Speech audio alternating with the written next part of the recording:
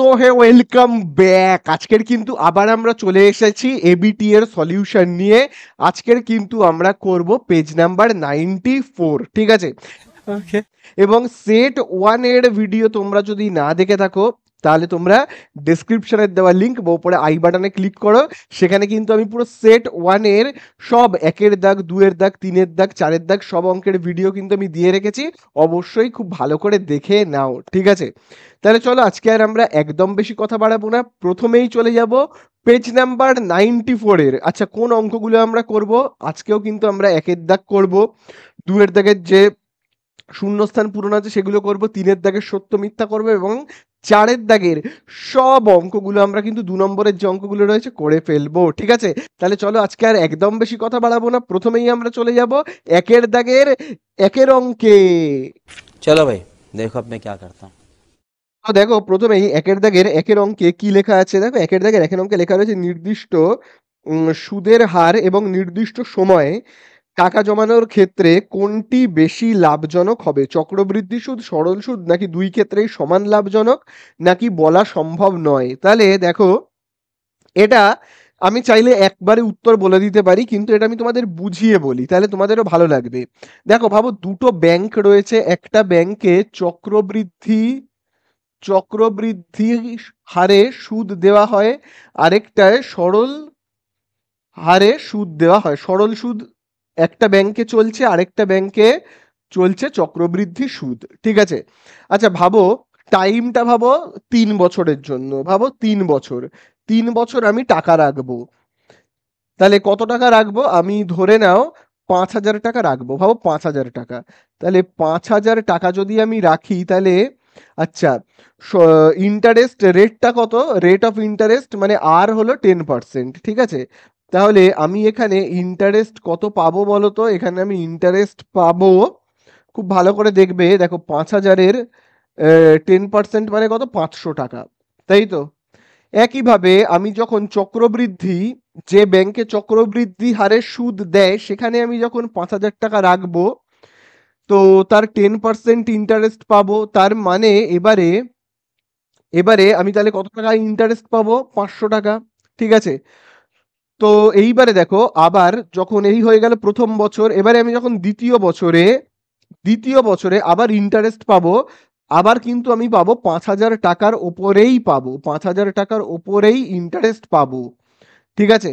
তাহলে দেখো, আচ্ছা 5,000-এর 10% 500 কিভাবে হচ্ছে বলো তো? এইভাবে দেখো, 5,000 ইন্টু 10% মানে কি? নিচে 100, তাহলে কাটাকুটি করি, তাহলে কাটাকুটি করলে দেখো কত হচ্ছে? 500, সেই জন্য আমি এখানে লিখেছি 500, ঠিক আছে? তাহলে আবার আমি কত টাকা ইন্টারেস্ট পাবো? 500 টাকা, ঠিক আছে? কিন্তু চক্রবৃদ্ধি হারে যেখানে সুদ দেওয়া হচ্ছে সেখানে আমি ইন্টারেস্ট কত টাকার উপর পাবো বলো তো? খুব ভালো করে দেখো, আমি এই ব্যাংকে ফেলেছিলাম কত টাকা? 5,000 টাকা। আমি ব্যাংকে ফেলেছিলাম কত? 5,000 টাকা। আর প্রথম বছরে ইন্টারেস্ট পেয়েছি 500 টাকা। তার মানে এখন আমার ব্যাংক অ্যাকাউন্টে কত টাকা আছে বলো বলো? এই যে ব্যাংকের অ্যাকাউন্টে আমার এখন কত টাকা রয়েছে? 5,000 টাকা ফেলেছিলাম, প্রথম বছরে ইন্টারেস্ট পেয়েছি 500 টাকা। তাহলে আমার এখন ব্যাংক অ্যাকাউন্টে রয়েছে 5,500 টাকা। এই 5,500 টাকার ওপর আমি 10% যদি ইন্টারেস্ট পাই তাহলে কত হবে? দেখো নিচে দুটো শূন্য, ওপরে দুটো শূন্য কাটলাম, তাহলে কত হচ্ছে? 550 টাকা। তাহলে দেখো, যেখানে চক্রবৃদ্ধি হারে সুদ দেওয়া হচ্ছে সেখানে দেখো ইন্টারেস্ট 550 হয়ে গেল, আর যেখানে সরল হারে সুদ দেওয়া হচ্ছে সেখানে ইন্টারেস্ট 500 টাকা। এইখানে ইন্টারেস্ট দেওয়া হবে শুধুমাত্র আসল টাকার ওপর। আসল টাকাটা আমি কত টাকা জমা রেখেছিলাম? 5,000, শুধু সেইটার ওপরই ইন্টারেস্ট দেওয়া হবে। আর এইখানে ইন্টারেস্ট দেওয়া হবে আসল টাকাটা যেটা জমা রেখেছি তার উপর তো দেবেই, সাথে যে আগের বছরের ইন্টারেস্টগুলো সেইগুলো যোগ করে যেটা দাঁড়াবে তার উপর ইন্টারেস্ট দেওয়া হবে। বোঝা গেল? তাহলে তোমরা এই ব্যাপারটা বুঝতে পারলে তো, যে সরল সুদের ক্ষেত্রে আমরা কিন্তু ইন্টারেস্ট কম পাই, আর চক্রবৃদ্ধি সুদের ক্ষেত্রে দেখো আমরা ইন্টারেস্ট বেশি পাই। এগুলো আমি মুছে দিয়েছি।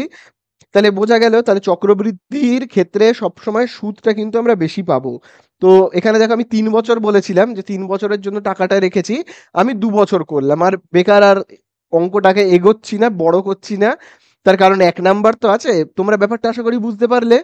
তো দেখো, খুব ভালো করে দেখো, তাহলে এখানে বলে দিয়েছে কোনটা বেশি লাভজনক। তাহলে কোন ব্যাংকে রাখলে আমি টাকা বেশি পাবো, ইন্টারেস্ট বেশি পাবো, এইখানে রাখলে আমি বেশি ইন্টারেস্ট পাবো।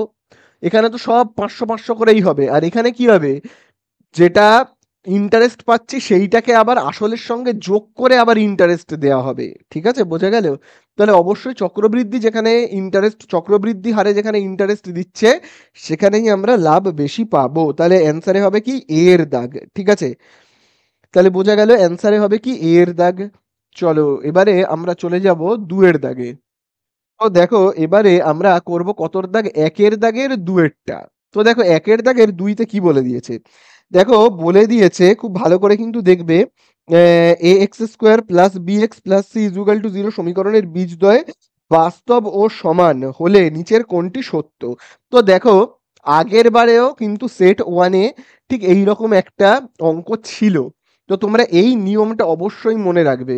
সেটা হলো কি সেই নিয়মটা, দেখো আমি দেখো এখানে লিখে রাখছি, যদি বি স্কোয়ার মাইনাস 4ac-র মান সমান সমান 0 হয়, তাহলে আমরা কি বলতে পারি, বীজদ্বয় হবে সমান, সমান ও বাস্তব, সমান ও কি বাস্তব। ঠিক আছে, এটা খুব ভালো করে কিন্তু মনে রাখবে।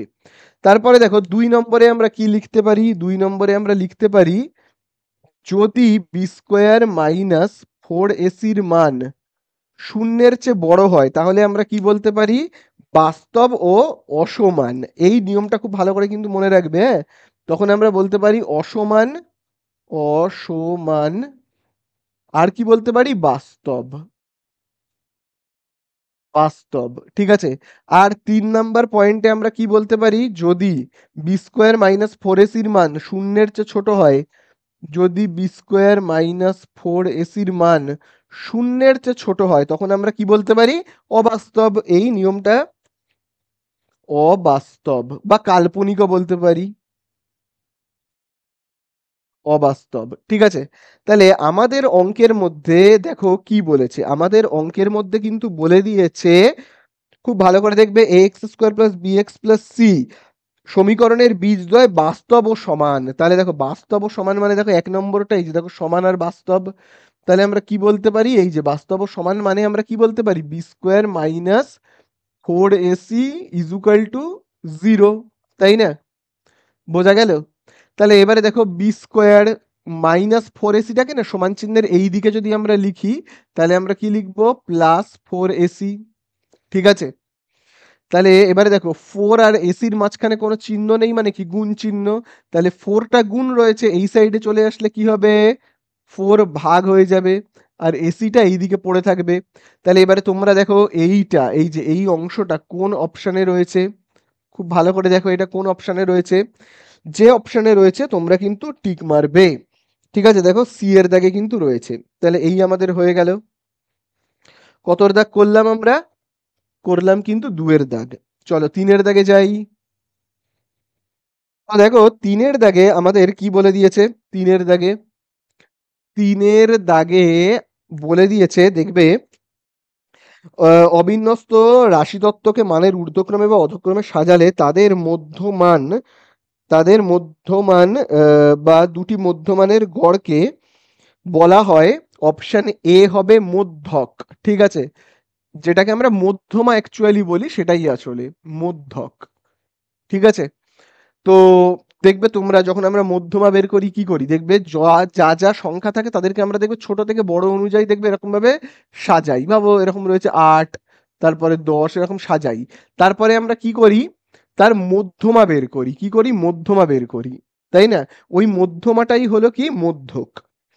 তাহলে চলো এইবারে আমরা কি করব, দেখো এইবারে 4-এর দাগ খুব ইম্পর্ট্যান্ট, কারণ অঙ্কের মধ্যে ঘনক রয়েছে, পরিমিতির অঙ্কতে আমি বলেছি যদি পরিমিতির অঙ্কতে অনুপাত থাকে তাহলে সেটা তো প্রচন্ড ইম্পর্ট্যান্ট হবেই।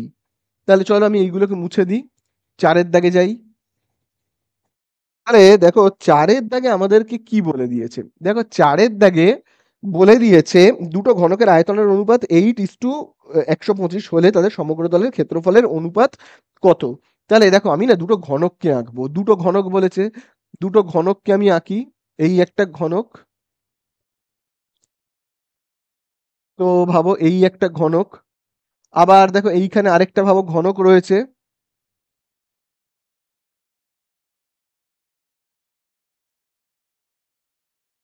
এই ঘনক, তাদের আয়তনের অনুপাত কত বলে দিয়েছে? আয়তনের অনুপাত দেখবে বলে দিয়েছে 8:125। তার মানে কি, আয়তন মানে এইটার আয়তন কত, এইটার আয়তন 8 আর এইটার আয়তন হলো 125। তাহলে চলো আমি এর ভেতরে এরকম ভাবে লিখি, এইটার আয়তন হলো 8 আর এইটার আয়তন 125। তার মানে এর ভেতরে কতটা জায়গা রয়েছে 8 আর এর ভেতরে কতটা জায়গা রয়েছে 125। তাহলে দেখো আমি এইখানে দেখো লিখছি 8। 8 মানে আমি কি লিখলাম, 8 হলো এই ঘনকটার আয়তনের মাপ।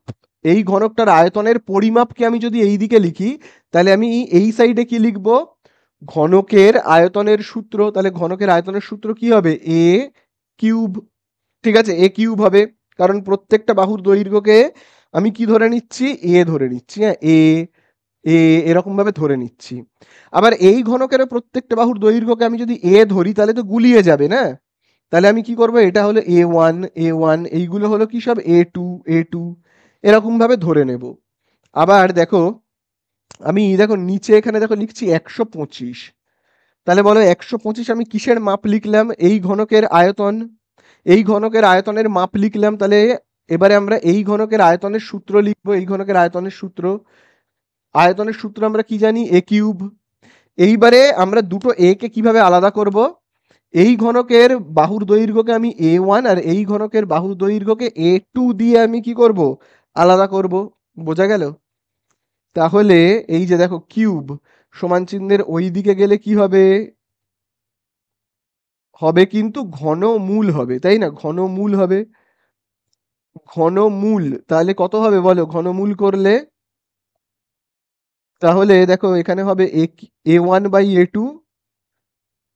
তাহলে এখানে 8-এর ঘনমূল কত হবে 2, 125-এর ঘনমূল কত হবে 5। তার মানে আমরা A1 ইজুগাল টু কত পেলাম বলো, A1 মানে হলো 2, A2 মানে 5। A1 মানে হলো এই যে এই বাহুগুলোর দৈর্ঘ্য কত পেলাম, 2 করে, এই বাহুগুলোর দৈর্ঘ্য সব 2 করে। ঠিক আছে, আর এই বাহুগুলোর দৈর্ঘ্য কত করে, সব 5 করে। ঠিক আছে, এই বাহুর দৈর্ঘ্য সব 5 করে। বোঝা গেল? এইবারে আমাদের কাছে কি জানতে চেয়েছে, আমাদের কাছে জানতে চেয়েছে সমগ্রতলের ক্ষেত্রফলের অনুপাত। সমগ্রতলের ক্ষেত্রফলের অনুপাত। তাহলে আমরা এবারে দেখো কি লিখবো, লিখবো দেখো অতএব সমগ্রতলের, সমগ্রতলের ক্ষেত্রফলের অনুপাত, ক্ষেত্রফলের অনুপাত। ঠিক আছে, সমগ্র তলের ক্ষেত্রফলের অনুপাত বলে আমি দেখো এখানে সমান চিহ্ন দিচ্ছি। তাহলে এইটার সমগ্র তলের ক্ষেত্রফল কত হবে, সমগ্র তলের ক্ষেত্রফলের সূত্র কি তোমরা জানবে, 6a² ইস টু, এইটারও সমগ্র তলের ক্ষেত্রফল কত হবে, 6a²। এবারে এইখানকার বাহুগুলোকে, এ গুলোকে সব A1 দিয়ে চিহ্নিত করা হচ্ছে, তাহলে আমরা এখানে 1 দেব। আর এখানকার বাহুগুলোকে সব A2 দিয়ে চিহ্নিত করা হচ্ছে, তাহলে আমি এখানে 2 লিখবো। ঠিক আছে, তাহলে আবার দেখো আমি এবার ওপরের অংশটাকে মুছে করছি। হ্যাঁ, তাহলে আমি ওপরের অংশটাকে মুছে করি। তাহলে এবারে দেখো কি কি কাটবে, দুটো সাইড থেকে দেখো 6 আর 6 কাটবে। তাহলে পড়ে থাকছে কি, A1 মাথায় স্কোয়ার, আবার দেখো পড়ে থাকছে A2 মাথায় স্কোয়ার, A2 মাথায় স্কোয়ার। তাহলে A1 এর জায়গাতে আমি কত লিখবো, A1 এর জায়গাতে লিখবো 2, মাথায় দেখো কি রয়েছে স্কোয়ার, ইস টু। A2 এর জায়গায় দেখো কত রয়েছে, A2 এর জায়গায় রয়েছে 5, এই হলো 5, তার মাথাতে দেখো কি রয়েছে স্কোয়ার। তাহলে 2 এর স্কোয়ার কত হবে 4, আর 5 এর স্কোয়ার কত হবে, হবে কিন্তু 25। তাহলে এই হয়ে গেল আমাদের অঙ্কটা শেষ। ঠিক আছে, এই হয়ে গেল আমাদের অ্যান্সার। চলো 5-এর দাগেরটায় যাই। তো দেখো এবারে আমরা করব কিন্তু 5-এর দাগের অঙ্কটা। তো দেখো 5-এর দাগের অঙ্কে বলে দিয়েছে দুটি বৃত্ত পরস্পরকে অন্তঃস্পর্শ করলে বৃত্ত দুটির সাধারণ স্পর্শকের সংখ্যা হবে কতগুলো, তাই তো? তাহলে দেখো দুটো বৃত্ত রয়েছে, তাহলে 4-এর দাগেরটায় দেখো বলে দিয়েছে দুটো বৃত্ত রয়েছে। ভাবো এই একটা বৃত্ত এবং আরেকটা বৃত্ত, দেখো খুব ভালো করে, অন্তবৃত্ত বলেছে মনে হয়, তাই না? অঙ্কের মধ্যে বলে দিয়েছে অন্তঃস্পর্শ করলে, আচ্ছা বলে দিয়েছে অন্তঃস্পর্শ করলে, তাহলে বলে দিয়েছে দুটো বৃত্ত পরস্পরকে অন্তঃস্পর্শ করলে মানে ভেতরের দিক থেকে যদি স্পর্শ করে, তাহলে আমি আরেকটা বৃত্তকে কিভাবে আঁকবো, এই রকম ভাবে আঁকবো। ঠিক আছে, এই রকম। তাহলে এবারে দেখো সাধারণ স্পর্শক, এই দেখো সাধারণ স্পর্শক, এই লাইনটা, এই যে লাইনটা ভাবো আমি নাম দিচ্ছি এ বি, এই লাইনটা দেখো দুটো বৃত্তেরই কিন্তু স্পর্শক। দেখো এই যে বড় বৃত্তটা, এই যে বড় বৃত্ত দেখো তারও স্পর্শক, আবার দেখো ছোট বৃত্তেরও স্পর্শক। আর অন্তঃস্পর্শক কেন বলা হচ্ছে, কারণ একটা বৃত্তের ভেতরে আরেকটা বৃত্ত রয়েছে, তাই জন্য বলা হচ্ছে কি অন্তঃস্পর্শক। তাহলে এরকম অন্তঃস্পর্শকের সংখ্যা কটা হবে, একটাই কিন্তু হবে, একটাই মাত্র কিন্তু অন্তঃস্পর্শ, এই আহ, একটাই কিন্তু মাত্র সাধারণ স্পর্শক হবে। ঠিক আছে, তাহলে এই আমাদের হয়ে গেল, অঙ্কের অ্যান্সার হবে কি একটি। তাহলে অন্তঃস্পর্শ যদি করে মানে ভেতর দিক থেকে যদি স্পর্শ করে, একটা বৃত্তের ভেতরে যদি আরেকটা বৃত্ত থাকে, তাদের তারা যদি একে অপরকে অন্তঃস্পর্শ করে, অন্তঃস্পর্শ মানে বুঝতে পেরেছো তো, একজনের ভেতরে আরেকজন থেকে একে অপরকে স্পর্শ করছে। আর বহিঃস্পর্শ মানে কি, ভাবো এই তো বাইরে রয়েছে, আরেকটা হবে এরকম বাইরে, বাইরে রয়েছে, দেখো এটাকে বলে বহিঃস্পর্শক, বহিঃস্পর্শ এটাকে বলা হয় কি বহিঃস্পর্শ, এটাকে বলা হয় কি বহিঃস্পর্শ। কারণ দেখো এই বৃত্তটা আর এই বৃত্তটা দেখো একে অপরকে বাইরের দিকে স্পর্শ করেছে, দেখো বাইরের দিকে। আর এই বৃত্তটা, এই বৃত্তটাকে দেখো ভেতরে স্পর্শ করেছে। বোঝা গেল? তাহলে অ্যান্সারে কি হবে, একটি স্পর্শক থাকবে। চলো এই আমাদের হয়ে গেল 4-এর দাগ, চলে যাব 5-এর দাগে। তো দেখো এবারে আমরা কিন্তু করব 5-এর দাগের অঙ্কটা, সরি 5-এর দাগ হয়ে গেল, এবারে আমরা কিন্তু করব 6-এর দাগের অঙ্কটা। তো দেখো 6-এর দাগের অঙ্কে বলে দেওয়া রয়েছে cos থিটা বাই, তারপরে কি রয়েছে রুট 1 - cos স্কোয়ার থিটা, তাই তো cos মাথাতে স্কোয়ার তারপরে থিটা। এইবারে এর মানটা কত হবে সেটাই আমাদের কাছে কিন্তু জানতে চেয়েছে। তাহলে দেখো খুব ভালো করে কিন্তু এই অঙ্কটা দেখবে। দেখো তোমরা সবাই এই সূত্রটা তো জানোই, যে এই সূত্রটা তো তোমরা সবাই জানো, সেটা হলো কি sine square theta plus cos square theta equal to কি হয় 1। এটা তো তোমরা সবাই জানো, এই যে এই সূত্রটা তো তোমরা সবাই জানো। এইবারে দেখো খুব ভালো করে, প্লাস কজ স্কোয়ার থিটা সমান চিহ্নের এই সাইডে চলে গেলে তাহলে কি হবে বলো বলো, প্লাস কজ স্কোয়ার থিটা সমান চিহ্নের এই দিকে চলে গেলে হবে মাইনাস কজ স্কোয়ার থিটা।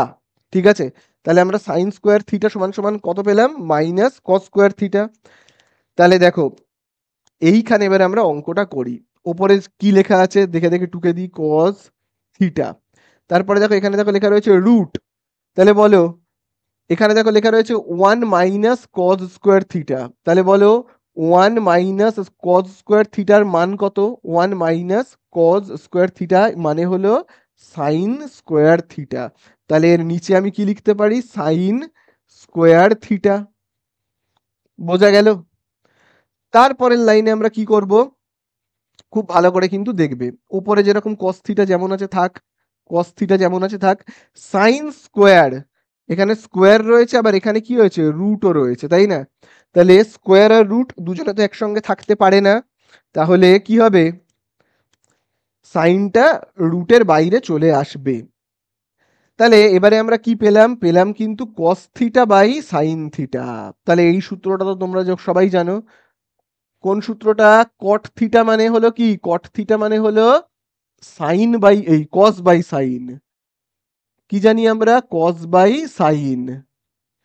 আর ট্যান মানে কি, ট্যান মানে ঠিক উল্টো, কটের উল্টো, তার মানে কি ট্যান মানে হলো sine by cos, sine by cos. ঠিক আছে, এই জায়গাগুলো থিটা হবে। তাহলে এখানে আমরা কি লিখবো মনে করো এবারে, তাহলে কস বাই সাইনকে আমরা কি বলি বলো বলো, এই যে কস বাই সাইনকে আমরা কি বলি, বলি কিন্তু কট থিটা। তাহলে এখানে আমরা কি লিখবো অ্যান্সারে, লিখবো কিন্তু কট থিটা। এই তো হয়ে গেল আমাদের অ্যান্সার। ঠিক আছে, তাহলে আমাদের হয়ে গেল কতটা, 6-এরটা। এবারে আমরা চলে যাব 2-এর দাগের অঙ্কে। তো দেখো এবারে আমরা করব দুয়ের দাগের অঙ্কগুলো। তাহলে দেখো দুয়ের দাগের প্রথমে আমরা ১ থেকে স্টার্ট করব। দেখো বলে দিয়েছে ১৮০ টাকার ১ বছরের সুদ আসল ১৯৮ টাকা। তার মানে কেউ যদি ১০০ টাকা সরি ১৮০ টাকা ব্যাংকে জমা রাখে তাহলে সে সুদে আসলে পাচ্ছে কত? সুদে আসলে পাচ্ছে ১৯৮। তাহলে ইন্টারেস্ট কত? তাহলে ইন্টারেস্ট হলো ১৯৮ থেকে ১৮০ কে আমরা বিয়োগ করব।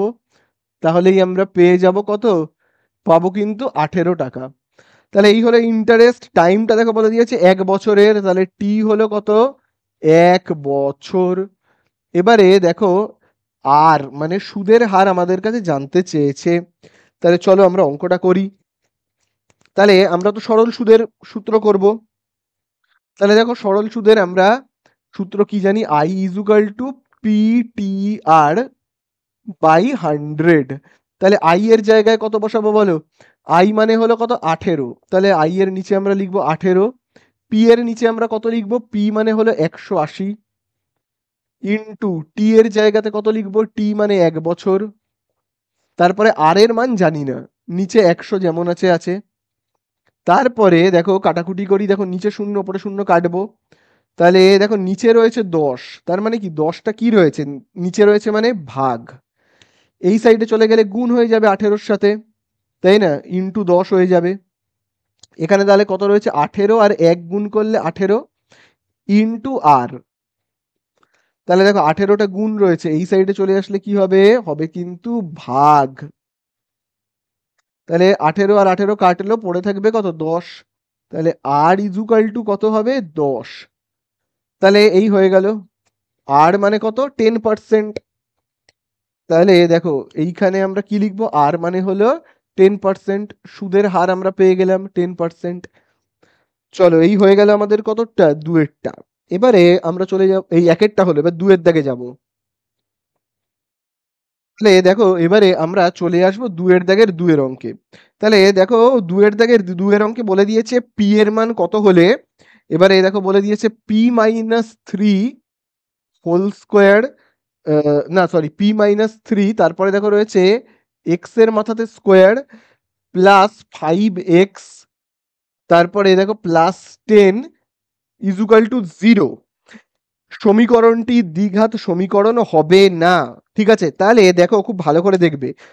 দ্বিঘাত সমীকরণ দেখতে কেমন হয়? দেখো দ্বিঘাত সমীকরণ দেখতে হয় এই রকম, a x square plus B x plus C equal to 0। এইটাকে আমরা দ্বিঘাত সমীকরণ কেন বলি? এই সমীকরণটাকে আমরা দ্বিঘাত সমীকরণ কেন বলি? আবার কোনো জায়গায় রয়েছে 5x এর স্কোয়ার প্লাস 3x প্লাস ১০, ভাবো এরকম রয়েছে। এইটাকে ভাবো আমরা বলি কি দ্বিঘাত সমীকরণ। কেন বলি? তার কারণ হলো এইখানে দেখো পাওয়ারটা রয়েছে ২। এই সমীকরণের সর্বোচ্চ যে পাওয়ারটা মানে সব থেকে যে বড় পাওয়ার, এখানে এক্স এর মাথায় ২ আর এখানে এক্স এর মাথায় কিছু নেই মানে ১। তাহলে দেখো সব থেকে বড় পাওয়ারটা কত? ২। সেই জন্য এটাকে আমরা বলি দ্বিঘাত সমীকরণ। ঠিক আছে, আবার দেখো এই যে এইটাকে আমরা দ্বিঘাত সমীকরণ কেন বলি? কারণ এর সর্বোচ্চ পাওয়ার ২। ঠিক আছে, তাহলে এইটাও দেখো একটা দ্বিঘাত সমীকরণ। কেন দ্বিঘাত সমীকরণ? তার তার কারণ হলো এখানে এই যে এক্স এর পাওয়ারে দেখো রয়েছে ২, এখানে এক্স এর পাওয়ারে কিছু নেই মানে ১, তার মানে সর্বোচ্চ পাওয়ারটা কত? ২।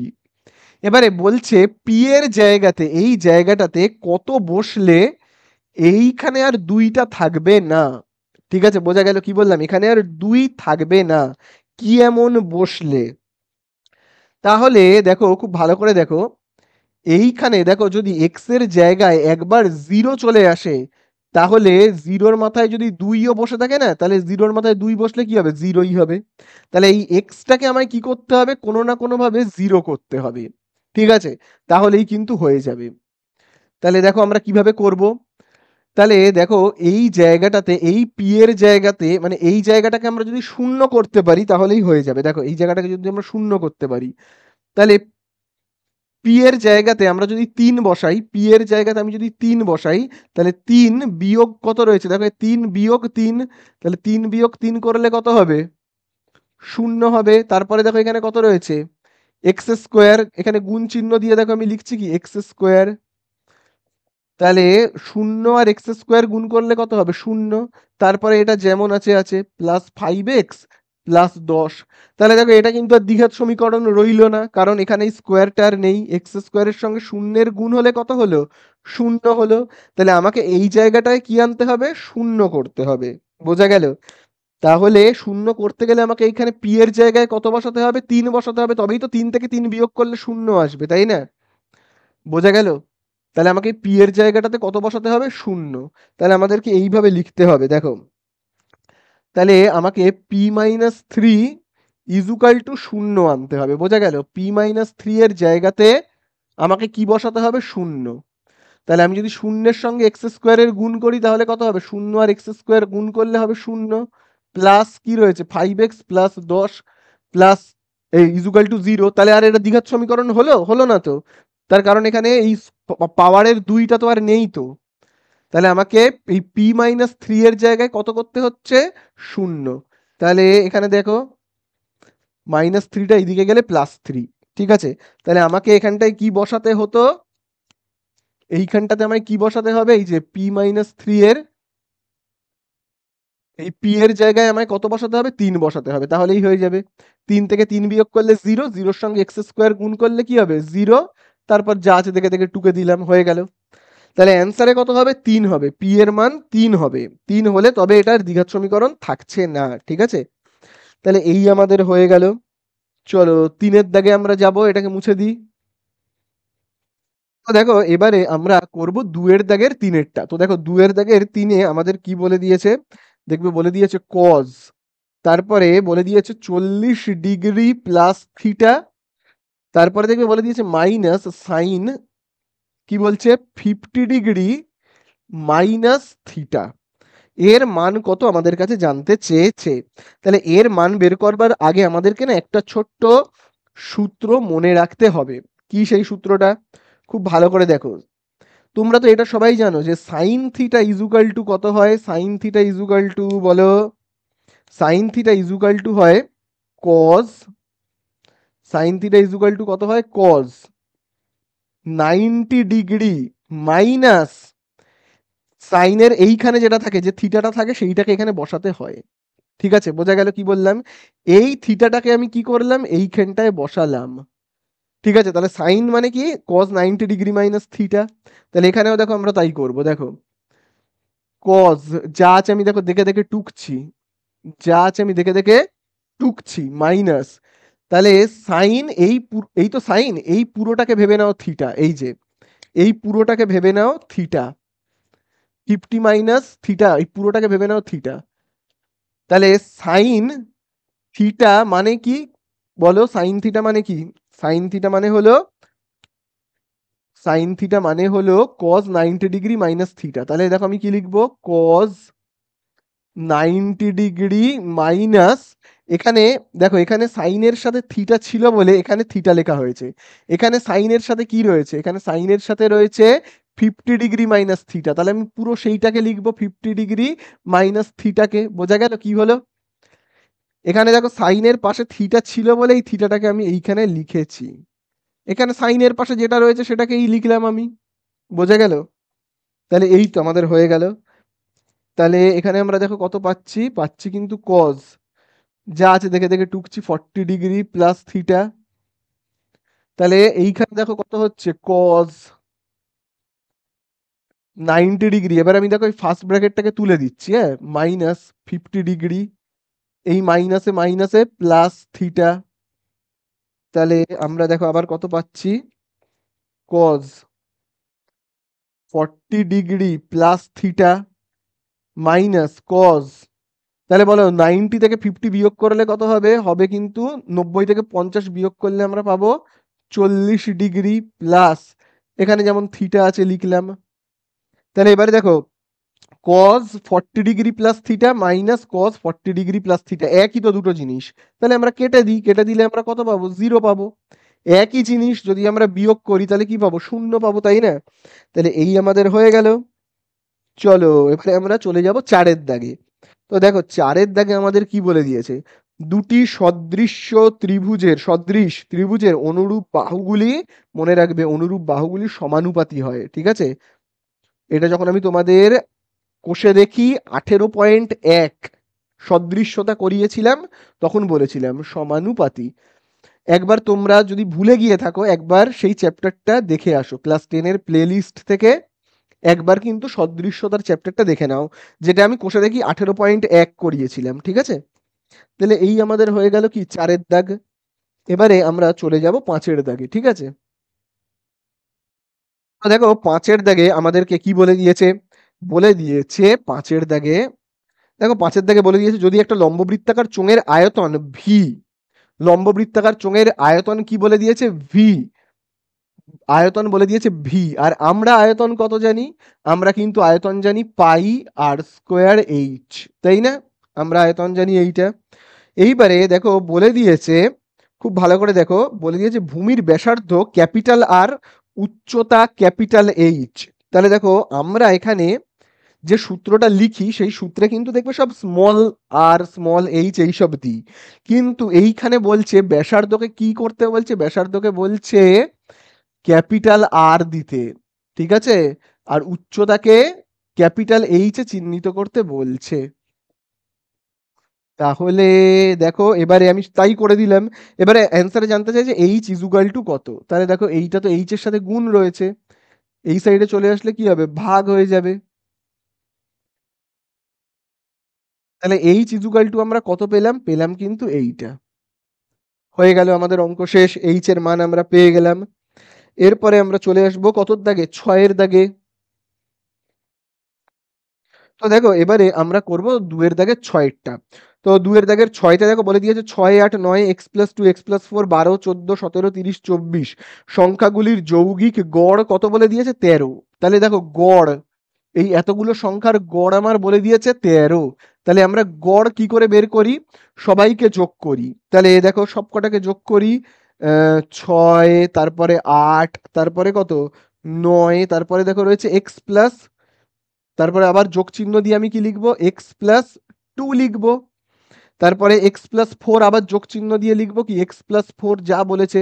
তারপরে কত রয়েছে বলো, 12, 14, 17, 30, 24, 12, 14, 17, 30, 24 সবাইকে যোগ করব, করে আমরা কি করব, ভাগ করব।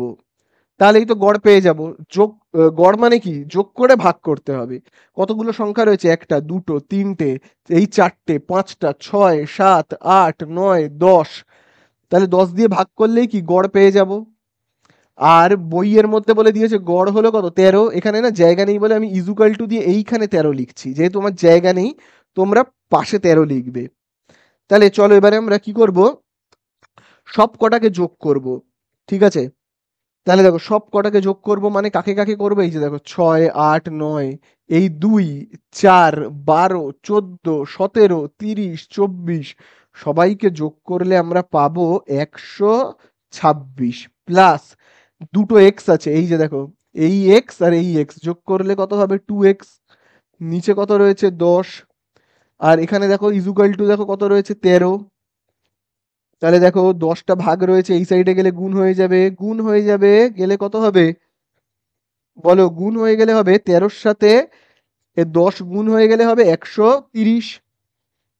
এরপরে এবারে 126কে এই সাইডে পাঠাবো, তাহলে কি হবে, 130 যেমন আছে আছে মাইনাস 126। তাহলে এখানে আমরা পাচ্ছি কত, 2x ইজুকাল টু কত, 4। তাহলে এই যে দেখো 2টা গুণ রয়েছে, এই সাইডে গেলে ভাগ হয়ে যাবে। 4/2 মানে কত, এক্স ইজুকাল টু, তাহলে 4কে 2 দিয়ে ভাগ করলে কত, 2 হবে।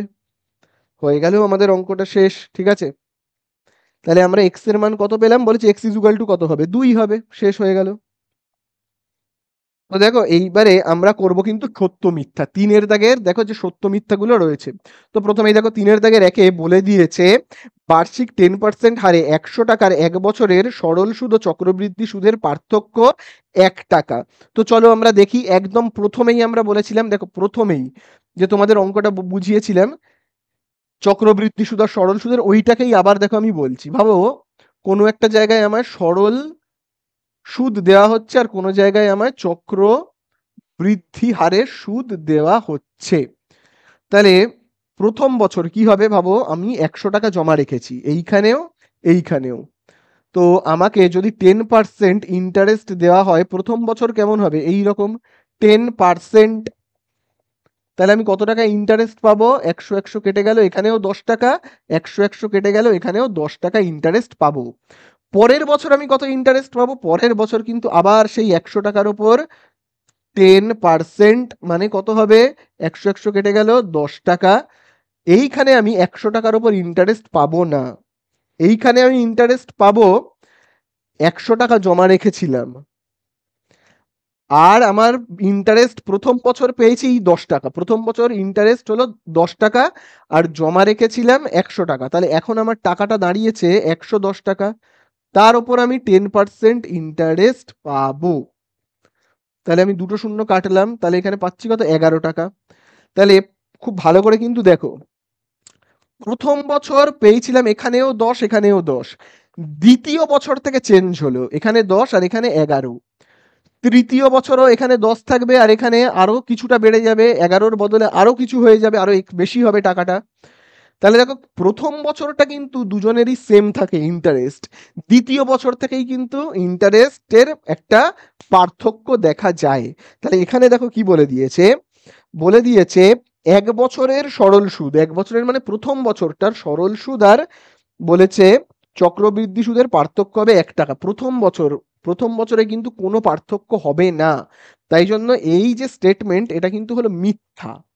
ঠিক আছে, এটা হলো মিথ্যা। প্রথম বছর 1 বছর, 1 বছর কোনো চেঞ্জ হয় না, সেকেন্ড বছর থেকে চেঞ্জ হতে থাকে। ঠিক আছে, তাহলে বোঝা গেল। এই আমাদের হয়ে গেল 3-এর দাগের 1-একটা। চলো চলে যাব 3-এর দাগের 2-তে। দেখো 3-এর দাগের 2-তে আমাদের এবারে কি বলছে? 3-এর দাগের 2-তে দেখো, বলে দিয়েছে এক্স আর ওয়াই ব্যস্ত ভেদে থাকলে। তাহলে দেখো এক্স ভ্যারিসাস ব্যস্ত ভেদ, মানে আমরা কি লিখি? 1/y, তাই তো? এবারে যদি দেখো আমি ভ্যারিসাসটাকে তুলতে চাই, তাহলে আমরা কি করি? সমান চিহ্ন দিই এবং একটা কে লিখি, যেটাকে আমরা কি বলি? ধ্রুবক।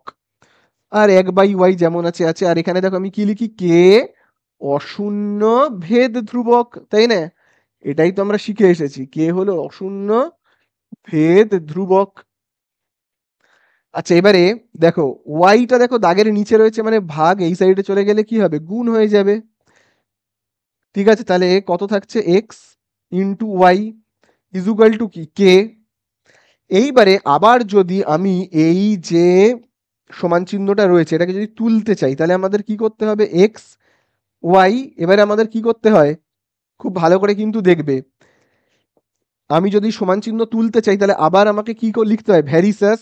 আর কেটাকে কিন্তু আর লেখা যায় না, তাহলে কে এর জায়গায় আমি কি লিখবো? কে মানে কি? সেটাকেই লিখবো। কে মানে আমরা কি জানি? কে মানে হলো কে ইজুকাল টু কি?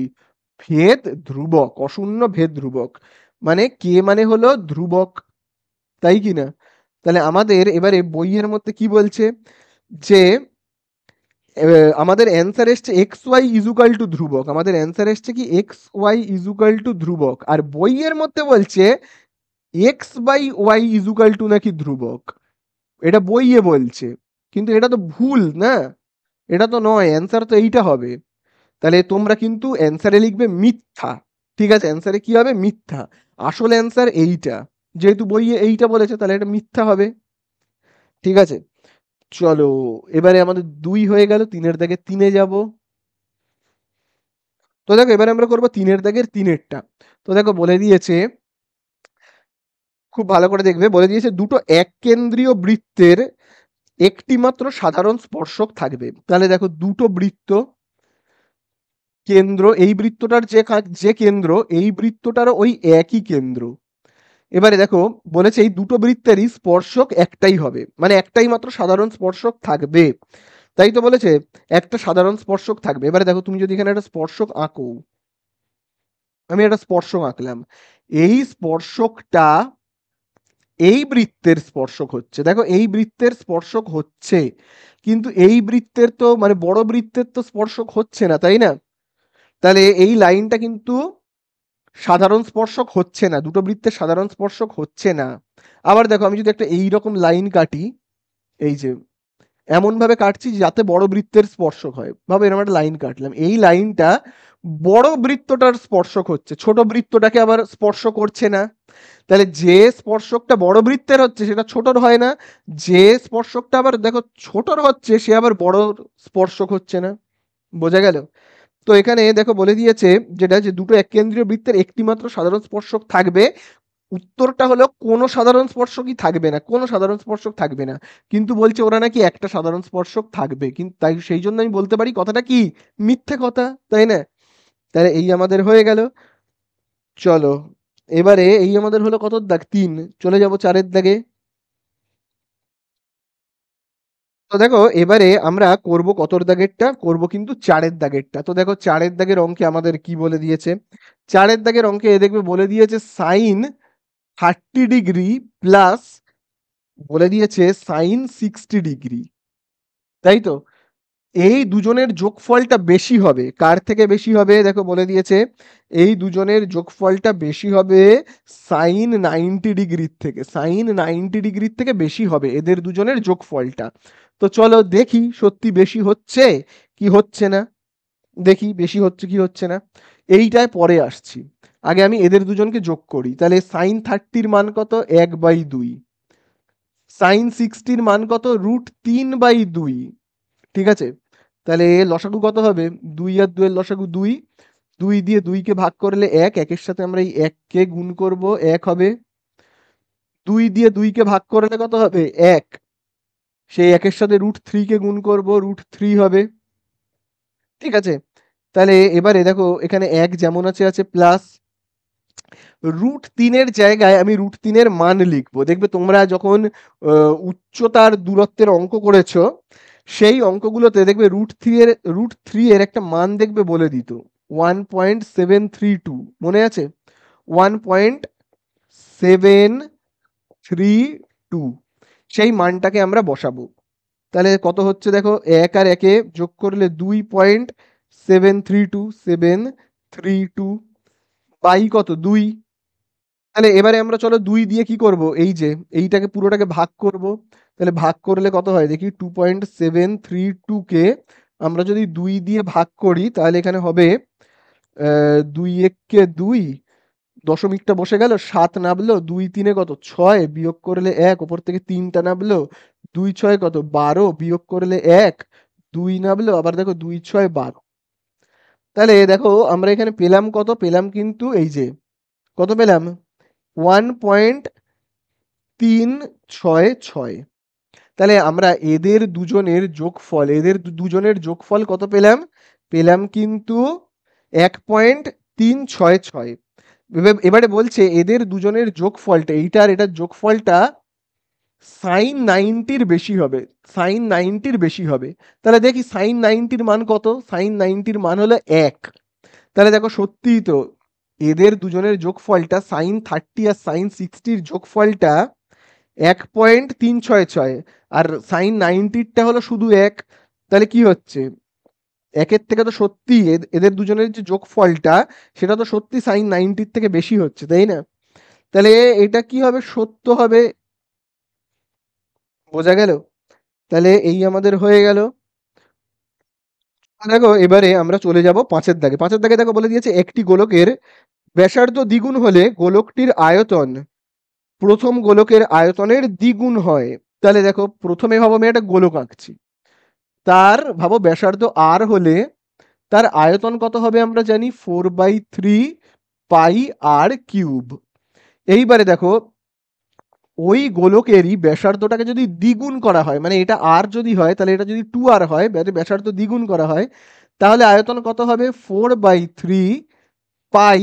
দেখো আর এর মানে কি, আর কথার মানে হলো ব্যাসার্ধ, আমরা ব্যাসার্ধের কিউব করি, তাই তো, ব্যাসার্ধের কিউব করি। তাহলে এখানে ব্যাসার্ধটা কত রয়েছে, 2r, তার আমরা কি করব, কিউব করব, করলে কত হচ্ছে 4/3 পাই। এই ব্র্যাকেটটাকে আমি যদি তুলে দিই তাহলে এই কিউবটা কোথায় কোথায় বসবে, এই কিউবটা 2 এর মাথায় আর এর মাথায়, 2 এর মাথায় বসলে হবে 8, আর এর মাথায় বসলে হবে r কিউব। ঠিক আছে, তাহলে এই এইটাকে না আমি একটু আলাদা করে লিখব। আগে আমি লিখি 4/3 পাই, তারপরে r কিউব লিখি, আর এই 8 কে আমি প্রথমে লিখছি, প্রথমে। তাহলে এবারে দেখো তোমরাই আমাকে বলো যে আগে আমাদের আয়তন কত ছিল, এই গোলকটার আয়তন কত ছিল, ছিল 4/3 পাই আর কিউব। এখন কত হলো খুব ভালো করে দেখবে, 8 4/3 পাই আর কিউব, তাই না? তাহলে আগে ছিল শুধু পাই আর কিউব, 4/3 পাই আর কিউব। এখন হয়ে গেল 8 4/3 পাই আর কিউব। আগে যা ছিল তার থেকে এখন 8, এটা কি চিহ্ন, গুণ চিহ্ন, 8 গুণ বেশি হয়ে গেছে, তাই না? আগে ছিল শুধু 4/3 পাই আর কিউব, এখন হয়ে গেছে 8 ইন্টু 4/3 পাই আর কিউব, তাহলে 8 গুণ বেড়ে গেছে। আর বইয়ের মধ্যে বলছে যে দ্বিগুণ হবে, যে বইয়ের মধ্যে বলছে এটা 8 গুণ না হয়ে দ্বিগুণ হবে। তো বইয়ে তো ভুল বলছে না, হবে তো 8 গুণ, তাহলে এটা কি হবে, মিথ্যা। বইয়ে বলছে দ্বিগুণ হবে, কথাটা ভুল, অ্যাকচুয়াল হবে কত, 8 গুণ। তাহলে এই আমাদের হয়ে গেল কতটা, 5এরটা। এইবারে আমরা চলে আসবো কতর দাগে, 6এর দাগে। তো দেখো এবারে আমরা করব কতর দাগেরটা, 6এর দাগ। তো দেখো 6এর দাগে অনেক সংখ্যা দেখবে লেখা রয়েছে, 5, কতগুলো 5 রয়েছে দেখো, একটা, দুটো, তিনটে, চারটে। তো দেখো এখানে 4টে 5 রয়েছে, তাহলে 5গুলোকে আমি পর পর করে লিখলাম। তারপরে দেখো 2 রয়েছে কতগুলো, একটা, দুটো, তিনটে, চারটে, একটা, দুটো, তিনটে, চারটে। তারপরে দেখো 3 রয়েছে একটা, 3 রয়েছে একটা। তাহলে বলেছে এই তথ্যের সংখ্যাগুরুর মান হবে 2। দেখো সংখ্যাগুরুর মান শুধুমাত্র 2 হবে না, 2ও যেমন 4টে রয়েছে, 5ও কিন্তু 4টে রয়েছে। তাহলে সংখ্যাগুরু সংখ্যাগুরুর মান শুধুমাত্র কিন্তু 2 হবে না, হবে 5 আর 2 দুটোই হবে। তাহলে বইয়ের মধ্যে বলছে কি শুধুমাত্র নাকি 2 হবে, তাহলে এটা কি মিথ্যা। বোঝা গেল? চলো এবারে আমরা চলে যাব 4এর দাগের গুলোয়। তো দেখো এবারে আমরা করব 4এর দাগের অঙ্কগুলো। তাহলে দেখো 4এর দাগের একে কি বলে দিয়েছে, দেখো বলে দিয়েছে বার্ষিক 10% হারে 100 টাকার 1 বছরের। তো দেখো 4এর দাগের একে বলে দিয়েছে বার্ষিক 5% সরল সুদের হারে কত টাকার মাকিস, ওটা মাকিস হবে না, ওটা হবে মাসিক, ঠিক আছে? বইয়ে ভুল করে বলে দিয়েছে মাকিস। তো মাসিক সুদ দেখো বলে দিয়েছে 1 টাকা, তার মানে 1 মাসের সুদ হলো 1 টাকা, 1 মাসের, ঠিক আছে? তাহলে বলে দিয়েছে কত টাকার মাসিক সুদ হলো 1 টাকা। তাহলে এখানে দেখো সরল সুদের কথা তো বলেই দিয়েছে, তাহলে আমরা এই সূত্রটা দিয়ে করব, আই ইজ ইকুয়াল টু কি করব, পিটিআর বাই 100। এবারে আইটা কত, সুদ বলেই দিয়েছে, দেখবে আইটা দেখবে বলেই দিয়েছে না যে মাসিক সুদ 1 টাকা, তাহলে আমরা এখানে কত লিখবো, লিখবো কিন্তু 1 টাকা, ঠিক আছে? আচ্ছা তারপরে দেখো কত টাকার মানে পিটা জানতে চেয়েছে, বলেছে কত টাকার মাসিক সুদ হবে 1 টাকা, তাহলে কত টাকার পিটা জানতে চেয়েছে। আচ্ছা এবারে দেখো আহ, আর আর কত বলে দিয়েছে, মানে সুদের হার দেখো বলে দিয়েছে 5%, এবং টাইমটা দেখো বলে দিয়েছে মাসিক, মানে 1 মাসের, 1 মাসের, তাহলে টাইমটা বলে দিয়েছে 1 মাস। এবারে সর্বদা মনে রাখবে এই যে আমরা অঙ্কগুলো করছি না সরল সুদের, এখানে আমরা টাইমকে কোনোদিনও মাস অথবা দিনে রাখতে পারবো না, সব বছরে নিয়ে যেতে হবে। তাহলে আমরা 1 মাসকে বছরে নিয়ে যেতে গেলে কি করব, 12 দিয়ে ভাগ করব, তাহলেই 1 মাসটা হয়ে গেল কি বছর। তাহলে 1 মাসকে আমরা কি বলবো, 1/12 বছর। এবারে আমরা মান বসাবো, আর এর জায়গায় আর, পি এর জায়গায় পি, যা যেমন বসাতে হয় বসিয়ে দেবো। আই এর জায়গায় কত বসাবো, 1 বসিয়ে দিই। তারপরে পি এর জায়গায় কত বসাবো, পি এর মান জানি না, ওটাই তো বের করতে হবে। টি টাইমের জায়গায় কত বসাবো, এই দেখো টাইম মানে হলো 1/12, 1/12, ঠিক আছে? আচ্ছা আর এর জায়গায় কত বসাবো, আর এর মান হলো 5, 5 বসাবো, ঠিক আছে? তাহলে এই আমাদের হয়ে গেল। আর নিচে 100 যেমন আছে বসে যাবে, ঠিক আছে? আচ্ছা দেখো দাগের নিচে রয়েছে কি, দাগের নিচে রয়েছে 100, তার মানে 100টা ভাগ এই সাইডে গেলে গুণ হয়ে যাবে। তাহলে চলো 100টা একের সাথে গুণ হয়ে গেলে কত হবে, 100 একে 100, তার এইখানে যেটা রয়েছে এখানে আমরা লিখে দেবো। তাহলে দেখো 1 আর 5কে গুণ করলে কত হবে? 5 একে 5 আর নিচে 12 যেমন আছে লিখে দিলাম। চলো এইবারে দেখো এই যে 5/12টা সমান চিহ্নের যদি এই দিকে আসে উল্টে যাবে। 5/12 এই সাইডে চলে আসলে কি হয়ে যাবে? 12/5 ইজুকাল টু কি পি। তাহলে আমরা দেখো কাটাকুটি করলে কত পাবো? 5 20 100। তাহলে এই যে দেখো 20 আর 12 গুণ করলে কত? 240 ইজুকাল টু পি। তার মানে পি মানে কত পেলাম আমরা? পি মানে পেলাম কিন্তু 240। তার মানে প্রিন্সিপালটা কত? প্রিন্সিপালটা মানে আসল টাকাটা হলো কিন্তু 240। মানে 240 টাকা কোথাও যদি আমরা জমা রাখি এবং সেখান থেকে আমরা যদি 5% হারে ইন্টারেস্ট পাই, তাহলে আমরা প্রত্যেক মাসে কত টাকা ইন্টারেস্ট পাবো? পাবো কিন্তু এই যে দেখো 1 টাকা।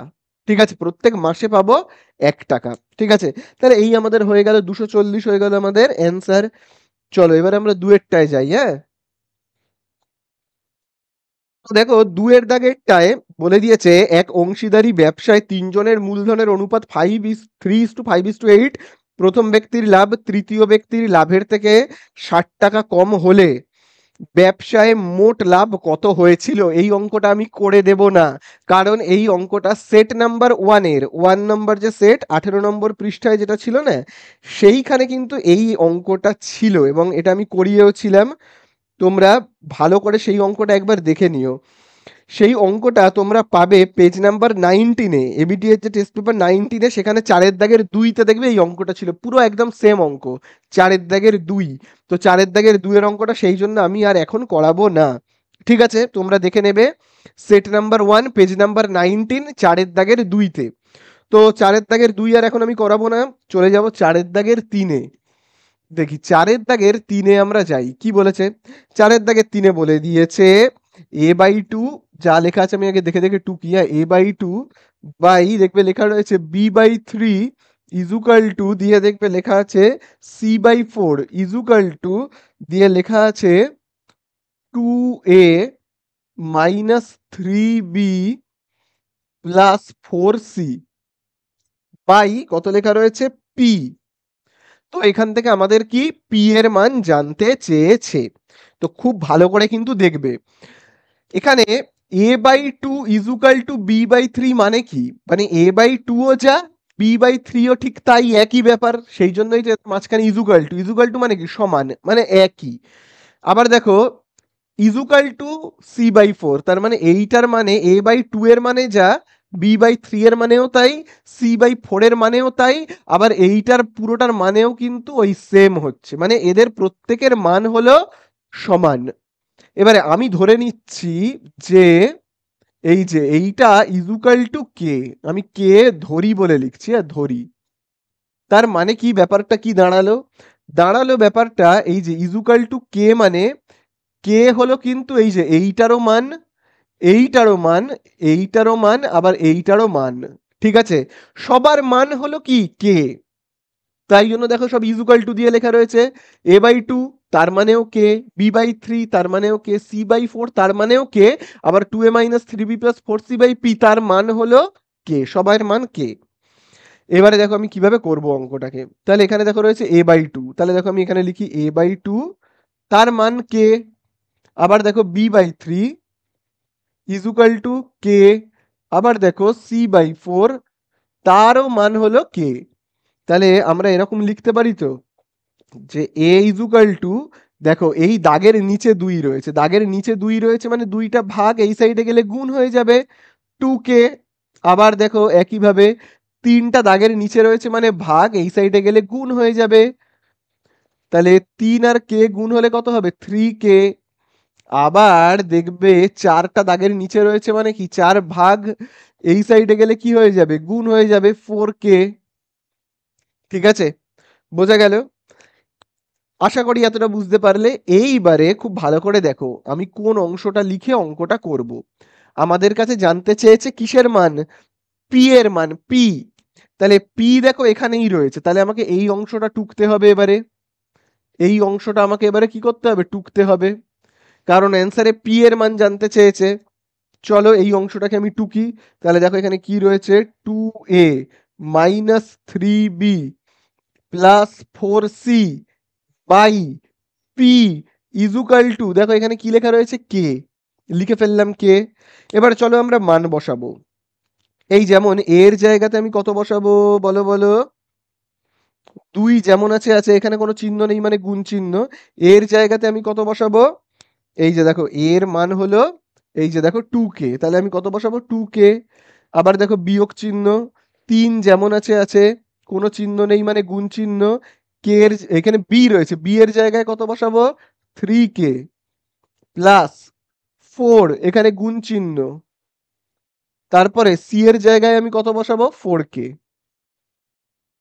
তারপরে এখানে দেখো নিচে কত রয়েছে, পি যেমন আছে আছে, এখানে কে যেমন আছে আছে। তাহলে দেখো এখানে এবার কত হচ্ছে, খুব ভালো করে কিন্তু দেখবে। দেখো তাহলে দেখো 2 দুগুণে 4, 4k মাইনাস, তারপরে দেখবে রয়েছে মাইনাস 3 3k 9, 9k 4 4 16k। তারপরে এখানে কত রয়েছে, পি রয়েছে। আর এই দিকে দেখো কত রয়েছে, কে রয়েছে যেমন আছে, আমি দেখে দেখে জাস্ট 2k দিলাম। আচ্ছা এবারে আমি উপরের অংশটাকে মুছে করি, হ্যাঁ, উপরের এই অংশটাকে মুছে দিই, দিয়ে করছি।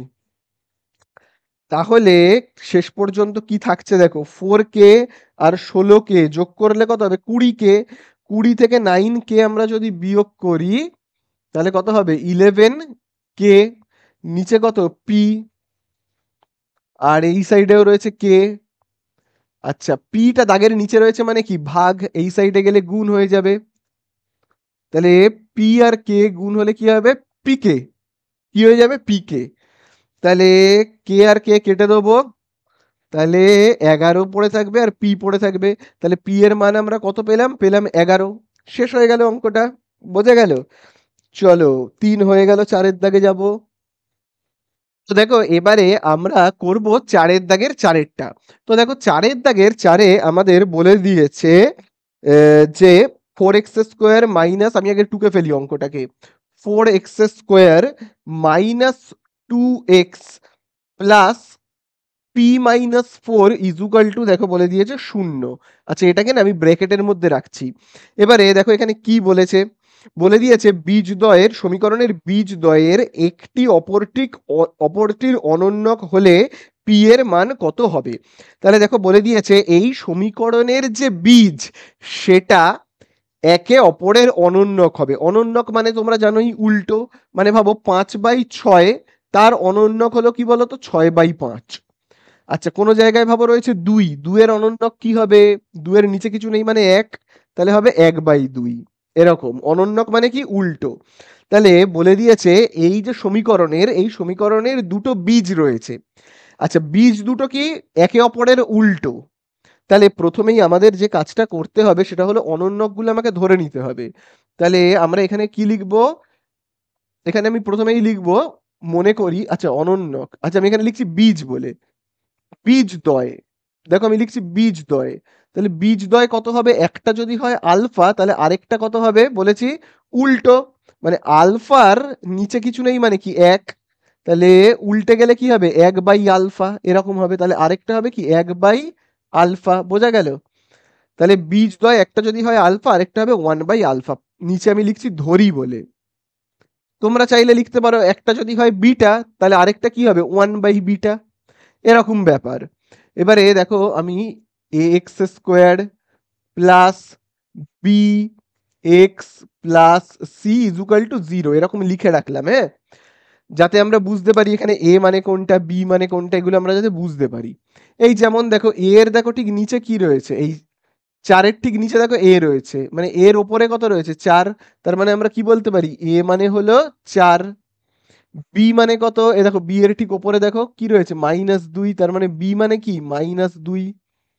সি এর দেখো ঠিক ওপরে কত রয়েছে, রয়েছে p-4, ঠিক আছে। তাহলে বোঝা গেল। এইবারে দেখো বলছে, কি বলেছে খুব ভালো করে কথাটা তোমরা পড়বে। দেখো বলে দিয়েছে আমাদের কাছে যেটা জানতে চেয়েছে সেটা হলো পি এর মান কত, আর দুটো বীজ একে অপরের অনন্যক, একটা আলফা হলে আরেকটা 1/আলফা। এইবারে তুমি চাইলে বীজদ্বয়ের যোগফলের সূত্র সমষ্টির সূত্রও নিতে পারো, আবার গুণফলের সূত্র নিতে পারো। তবে বীজদ্বয়ের সমষ্টির সূত্র করলে কিন্তু অঙ্ক বড় হয়ে যাবে। আমরা কোন সূত্র দিয়ে অঙ্ক করব? বীজদ্বয়ের গুণফল। ঠিক আছে, দেখো আমি এখানে লিখবো কি, প্রশ্নানুসারে দিয়ে লিখছি। দেখো বীজদ্বয়ের, দেখো আমি লিখছি বীজদ্বয়ের গুণফল, সেই সূত্রটা লিখবো। তাহলে বলো বীজদ্বয়ের গুণফলের সূত্র আমরা কি জানি? বলো বীজদ্বয়ের গুণফলের সূত্র আমরা জানি C/A, তাই না? তাহলে বীজদ্বয়ের গুণফল, তাহলে বীজদ্বয়ের গুণফল, বীজ দুটো কি কি রয়েছে?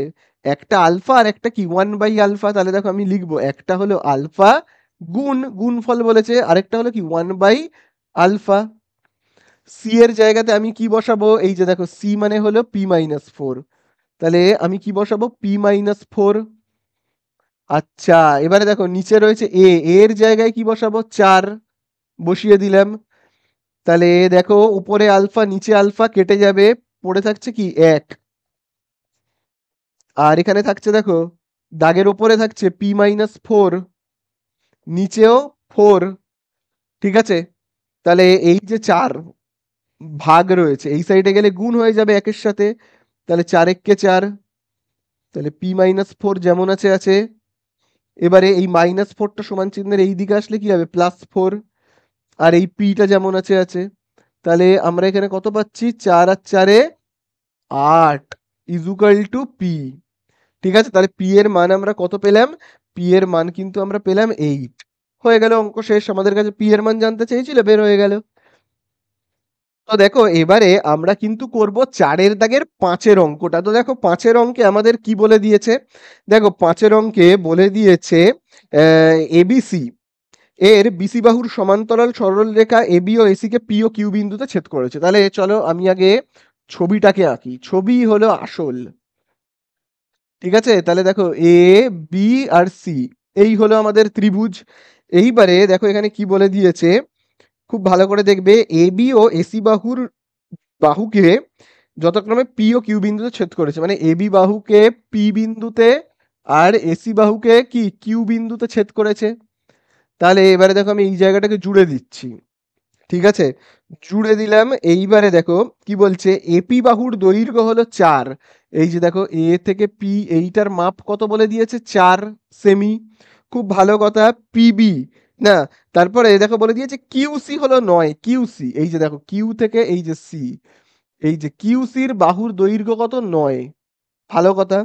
এবারে দেখো বলছে পিবি আর এ কিউ সমান। পিবি, এই দেখো পি থেকে এই হলো বি, এইটার যা মাপ, আর এ কিউ এ থেকে কিউ এইটা হলো সমান। তাহলে আমাদের কাছে অ্যান্সারে কি জানতে চেয়েছে? পিবির দৈর্ঘ্য নির্ণয় করতে বলেছে, মানে এইটার দৈর্ঘ্য নির্ণয় করতে বলেছে। তাহলে আমি দেখো এই কথাটা লিখে রাখি, পিবি আর এ কিউ এর দৈর্ঘ্য হলো সমান। এইবারে অঙ্কটা আমরা স্টার্ট করব। সদৃশ্যতার চ্যাপ্টার থেকে দিয়েছে অঙ্ক, খুব ভালো করে দেখো। তাহলে এইখানে আবারও দেখো খুব ভালো করে এই জিনিসটা, সেটা হলো এই যে এ থেকে কিন্তু পি এর মাপটা আমাকে বলে দিয়েছে। এ থেকে পি এর মাপটা এখান থেকে এতটা হলো কত? 4। আর পি থেকে বি যে কত আমি জানি না, তবে পি থেকে বি এর যা মাপ হবে এ থেকে কিউ এর তাই মাপ হবে, যেটা অঙ্কের মধ্যে বলে দিয়েছে। আবার কিউ থেকে সি এর মাপ 9 সেমি বলেই দিয়েছে। এবারে সদৃশ্যতার চ্যাপ্টার তো তোমরা করেছো, যদি না করে থাকো অবশ্যই ক্লাস 10 প্লে লিস্ট থেকে গিয়ে তোমরা কিন্তু দেখে নেবে। তো এইখানে আমরা কি শিখেছিলাম? শিখেছিলাম হলো দেখো এ থেকে পি এর যা মান হয় এপি পাই।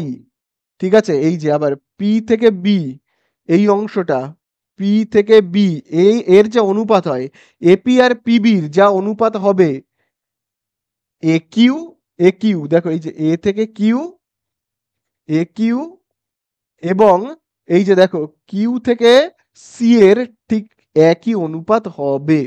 বোঝা গেল কি বললাম? তাহলে এই জিনিসটা কিন্তু খুব ভালো করে বুঝবে। এপি বাই পিবির যা অনুপাত হবে এ কিউ এবং কিউসি এর ওই একই অনুপাত হবে। এবারে দেখো আমরা এইখান থেকে এতটুকুনির মান জানি 4, এইখান থেকে এতটুকুনির মান জানি 9, কিন্তু এইটার মান তো জানি না। আমি ধরে নিচ্ছি এইটার মান হলো এক্স। আর বলেই দিয়েছে দেখো পিবি আর একিউ সমান, মানে একিউ তোমার যদি হয় এক্স তাহলে পিবিও হবে কত, হবে কিন্তু এক্স। বোঝা গেল? তাহলে চলো এবারে আমরা মান বসাবো। এপির জায়গাতে কত বসাবো? এপির জায়গাতে বলো। এপির মান হলো 4 লিখবো, পিবির মান জানি না, ধরে নিয়েছি কত, এক্স। আচ্ছা একিউ এর মান জানি না, ধরে নিয়েছি কি এক্স। কিউসি এর মান কত? কিউসি এর মান হলো কিন্তু 9। তাহলে চলো কোনাকুনি গুণ করি। এক্স আর এক্স গুণ করলে কত, এক্স এর স্কোয়ার। 9 আর 4 গুণ করলে কত, 36। তাহলে এই স্কোয়ারটা সমান চিহ্নের এই দিকে গেলে কি হয়ে যাবে, রুট হয়ে যাবে, তাই না? তাহলে 36-এর রুট কত হবে, হবে 6। এই হয়ে গেল আমাদের শেষ। তাহলে এক্স মানে, এক্স এর মানে এই যে পিবি 6, তাহলে এইটাও হবে 6। তাহলে আমাকে শুধু জানতে চাই যে পিবির মান কত। তাহলে পিবির দৈর্ঘ্য আমরা পেয়ে গেলাম। পিবি এর দৈর্ঘ্য কত পেলাম? পিবির দৈর্ঘ্য 6 সেমি। ঠিক আছে, তাহলে এই আমাদের হয়ে গেল শেষ। চলো এবারে আমরা চলে যাব নেক্সট অঙ্কে। দেখো এবারে আমরা করব 6-এর দাগেরটা। তো দেখো 6-এর দাগেরটায় কি বলছে, দেখো বলে দিয়েছে ও কেন্দ্রীয় বৃত্তের ব্যাসার্ধের দৈর্ঘ্য 5 সেমি। তাহলে আমি আগে আঁকবো, বেশ বড় করে আঁকছি, হ্যাঁ। আচ্ছা আমি একটু এই দিক করে আঁকি, এই দিক করে আঁকি, বেশ বড় করে আঁকছি। এই হলো আমাদের একটা ও কেন্দ্রীয় বৃত্ত, তার ব্যাসার্ধের দৈর্ঘ্য 5, এই হলো তার ব্যাসার্ধ কত, 5 সেমি। খুব ভালো কথা। এবারে দেখো বলে দিয়েছে বিন্দু থেকে 13 সেমি দূরে আরেকটা বিন্দু রয়েছে। বাবা এইখান থেকে 13 সেমি দূরে আরেকটা বিন্দু রয়েছে, সেই বিন্দুর নাম কি বলেছে, 13 সেমি দূরত্বে একটি বিন্দু রয়েছে পি, তাহলে এই বিন্দুটার নাম হলো পি বলে। ঠিক আছে, আমি এখানে লিখছি সেই বিন্দুটার নাম হলো পি বলে। এইবারে দেখো পি বিন্দুতে একটা বিন্দু রয়েছে পি। এইবারে দেখো বলেছে পি কিউ এবং পি আর বৃত্তের দুটি স্পর্শক হলে, বলে দিয়েছে প্রথম স্পর্শকের নাম কি বলে দিয়েছে, P Q R P R. তাহলে দেখো এই যে দেখো পি কিউ, এই হলো P Q R P R. তো ভাবো এই হলো পি আর, তাহলে এই জায়গাটা হলো পি আর। আর এই স্পর্শকটা না একটু বেঁকে গেল, তাহলে আমি দেখো একটু সোজা করে আঁকি স্পর্শকটাকে।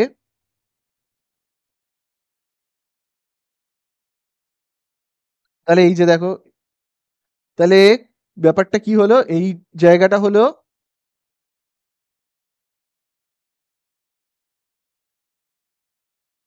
এই হলো ব্যাসার্ধ।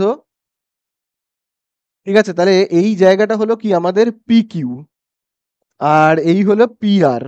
তাহলে দেখো দুটো স্পর্শক আমি আঁকলাম। এইবারে আমাদের কাছে কি জানতে চেয়েছে, জানতে চেয়েছে P Q O P R বৃত্তের দুটি স্পর্শক হলে পি কিউ ও আর চতুর্ভুজের ক্ষেত্রফল কত। দেখো এখানে যে চতুর্ভুজটা হয়েছে তার নাম হলো, খুব ভালো করে দেখবে, চতুর্ভুজের নাম হলো পি কিউ ও আর। এই যে দেখো পি, এই যে দেখো কিউ, এই যে ও, আর এই যে আর, দেখতে পেয়েছো তো চতুর্ভুজটা। এই চতুর্ভুজের ক্ষেত্রফল আমাদের কাছে জানতে চেয়েছে। আর বলেই দিয়েছে কেন্দ্র থেকে 13 সেমি দূরে পি বিন্দু রয়েছে, তাহলে এই বাহুটার মাপ হলো কত, 13। ঠিক আছে, এবারে চতুর্ভুজের ক্ষেত্রফল আমাদের বের করতে হবে। খুব ভালো করে বুঝবে আমরা কিভাবে করব। দেখো এই চতুর্ভুজটার ভেতরে দেখো দুটো ত্রিভুজ রয়েছে, দেখো এই যে দেখো এইখানে, এই যে দেখো এই একটা ত্রিভুজ আর এই একটা ত্রিভুজ, তাই কি না? এই দুটো ত্রিভুজের ক্ষেত্রফলকে আমরা যোগ করলেই পেয়ে যাব কি, চতুর্ভুজের ক্ষেত্রফল, তাই না? এই দেখো এই ত্রিভুজটা নাম দেখো ও কিউ পি, দেখো ও কিউ পি, দেখতে পেয়েছো ও কিউ পি। তাহলে আমরা ত্রিভুজ ও কিউ পি এর ক্ষেত্রফল, এর ক্ষেত্রফল তার সাথে যোগ করব এই যে ও আর, এই যে ও আর পি, দেখতে পেয়েছো ও আর পি, তার ক্ষেত্রফল ত্রিভুজ ও আর পি এর ক্ষেত্রফল। এদের দুজনের ক্ষেত্রফলকে আমরা যোগ করলেই কি পেয়ে যাব, পুরো এই চতুর্ভুজটা, এই যে দেখো পি কিউ ও আর, এই যে এই পুরোটার ক্ষেত্রফল পেয়ে যাব। এবারে খুব ভালো করে দেখো এই দুটো ত্রিভুজের ক্ষেত্রফল আমরা কি করে বের করব। এই দুটো ত্রিভুজ সর্বসম, মানে কি এইটার যা ক্ষেত্রফল হবে এটার তাই ক্ষেত্রফল হবে। এবারে কি করে বুঝলাম আমি সর্বসম, চলো সেটা আগে আমরা প্রমাণ করি যে কি করে বুঝলাম সর্বসম।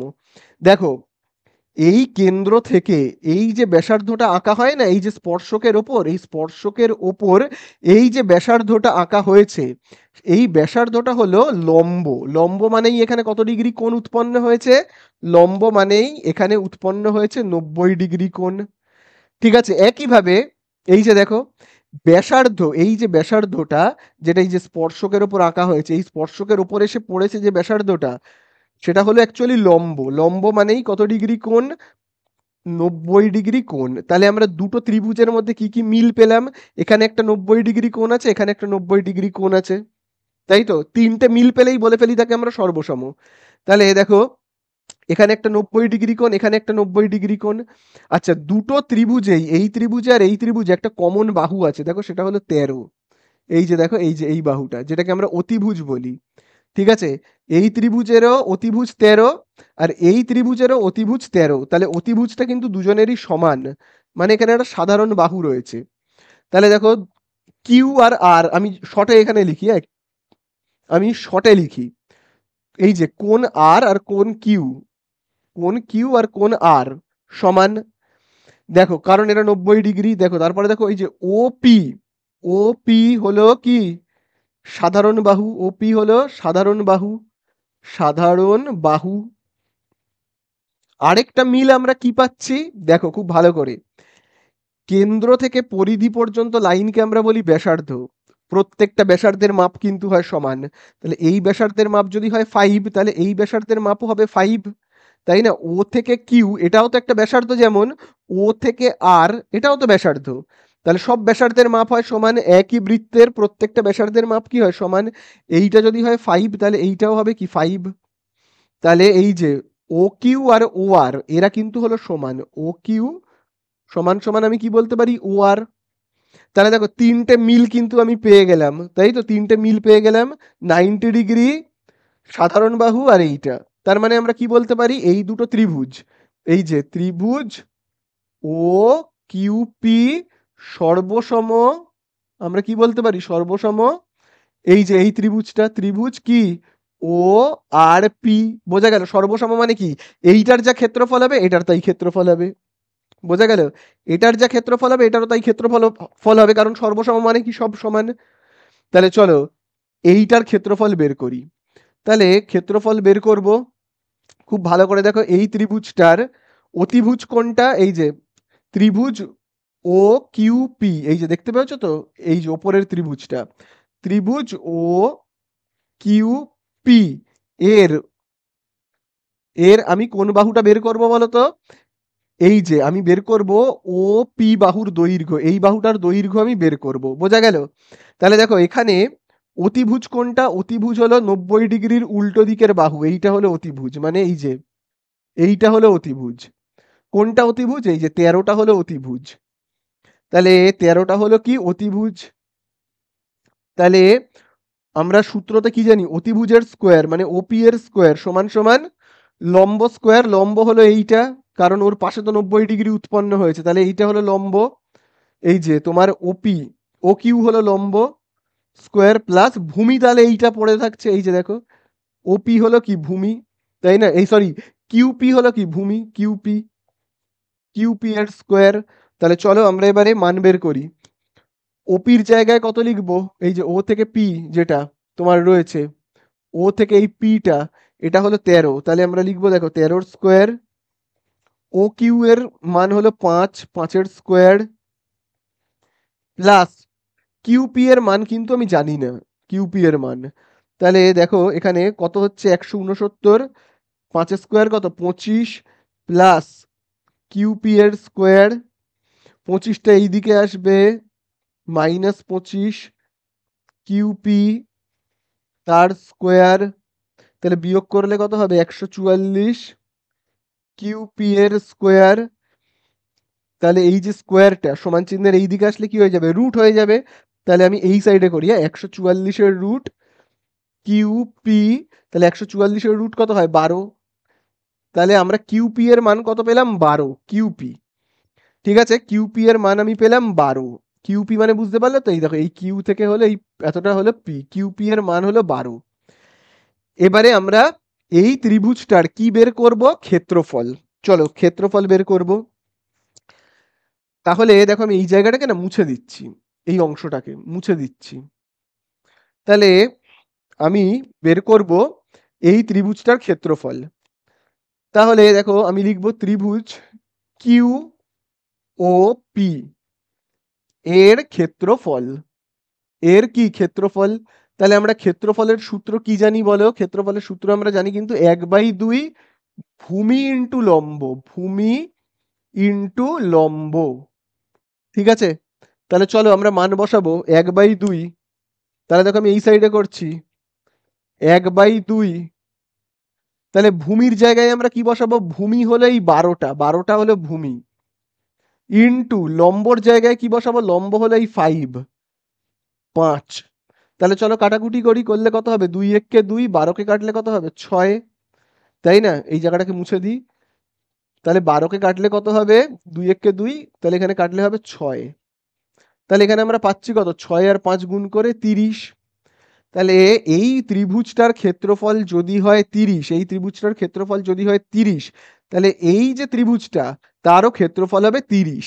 কারণ ত্রিভুজ দুটো সর্বসম। কি করে সর্বসম হয়েছে আমি এখানে বলেই দিয়েছি। তাহলে এই দুটো ত্রিভুজেরই ক্ষেত্রফল যদি হয় 30, তাহলে টোটাল এই চতুর্ভুজটা যার নাম হলো পি কিউ ও আর, এই যে চতুর্ভুজটা, এই চতুর্ভুজের ক্ষেত্রফল তাহলে হবে কত? 30 30 60। তাহলেই আমাদের হয়ে গেল। তাহলে আমরা এখানে লিখে দেব, কি লিখবো? লিখবো পি কিউ ও আর চতুর্ভুজের চতুর্ভুজের ক্ষেত্রফল। তাহলে আমাদের কত হবে? ক্ষেত্রফল হবে 30 যোগ 30, 60 বর্গ সেমি। ব্যাস হয়ে গেল, আমাদের অঙ্ক শেষ। ঠিক আছে, চলো এবারে আমরা যাব 7এর দাগে। তো দেখো এবারে কিন্তু আমরা করব 7এর দাগের অঙ্কটা। তো দেখো আগের 5 আর 6 কিন্তু প্রচন্ড ইম্পর্টেন্ট, স্টার মার্কিং করবে। তো দেখো 7এর দাগের অঙ্কে বলে দিয়েছে ও কেন্দ্রীয় বৃত্তের এ বি ও সিডি দুটি জ্যা। তাহলে দেখো আমি প্রথমেই একটা বড় করে বৃত্ত এঁকে ফেলি। এই হলো একটা বড় সড়ো বৃত্ত, ও কেন্দ্রীয় বৃত্ত, জ্যা দেখো বলে দিয়েছে এ বি। দেখো বলে দিয়েছে এ বি, আর কি বলেছে আরেকটা জ্যায়ের নাম দেখো বলে দিয়েছে সিডি। তাহলে এই হলো দুটো আমাদের জ্যা এ বি আর সিডি। তারপরে দেখো এরপরে কি বলে দিয়েছে? সিডির দৈর্ঘ্য দেখো বলেই দিয়েছে 6, মানে এই জ্যাটার দৈর্ঘ্য দেখো বলেই দিয়েছে 6। এও বি 60। আচ্ছা আরেকটা কথা বলেছে, এ বি ও সিডি জ্যা দুটি কেন্দ্র থেকে সমদূরবর্তী, মানে কেন্দ্র থেকে এই জ্যায়ের দূরত্ব যা, কেন্দ্র থেকে এই জ্যায়ের দূরত্ব কিন্তু সেম। মানে আমি যদি এরকম ভাবে নাম দিই, তবে এখানটায় আমি নাম দিচ্ছি ই বলে, আর এই জায়গাটায় আমি নাম দিচ্ছি এফ বলে। তার মানে ব্যাপারটা কি হলো?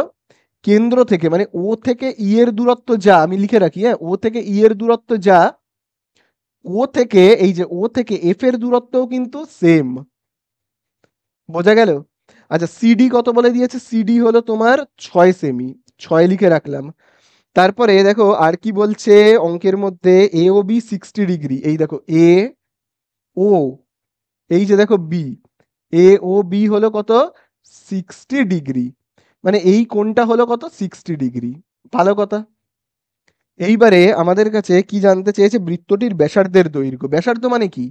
কেন্দ্র থেকে পরিধি পর্যন্ত এই লাইনটা ব্যাসার্ধ, কেন্দ্র থেকে পরিধি পর্যন্ত এই লাইনটা ব্যাসার্ধ, কেন্দ্র থেকে পরিধি পর্যন্ত এই লাইনটা ব্যাসার্ধ, আবার কেন্দ্র থেকে পরিধি পর্যন্ত এই লাইনটাও ব্যাসার্ধ। বোঝা গেল? তাহলে দেখো এইটাকেও লিখে রাখি, হ্যাঁ, যে কোণ এ ও বি আমি এখানে লিখে রাখি, কোণ এ ও বি কত ডিগ্রি? 60 ডিগ্রি লিখে রাখলাম। যা যা ইনফরমেশন দিয়েছে লিখে রাখলাম। এইবারে আমি অঙ্কটা স্টার্ট করি। আচ্ছা তোমরা মনে রাখবে এই কোণটা 60, হ্যাঁ, আমি মুছে দিচ্ছি এখন, আমি মুছে দিচ্ছি এই কোণটা 60, শুধু জাস্ট একটু মনে রাখবে। চলো এইবারে দেখো এখানে আমরা দুটো সমকোণী ত্রিভুজ, অনেকগুলোই সমকোণী ত্রিভুজ দেখতে পাচ্ছি, তার মধ্যে আমি এই দুটো সমকোণী ত্রিভুজ নিচ্ছি, এইটা আর এইটা। তাহলে এই সমকোণী ত্রিভুজের নাম কি? এই সমকোণী ত্রিভুজটার নাম হলো তোমার বি ও ই। তাহলে দেখো আমি লিখছি ত্রিভুজ বি ও ই থেকে পাই। ঠিক আছে, সমকোণী ত্রিভুজ বি ও ই থেকে পাই। তাহলে অতিভুজ কোনটা? এইটা।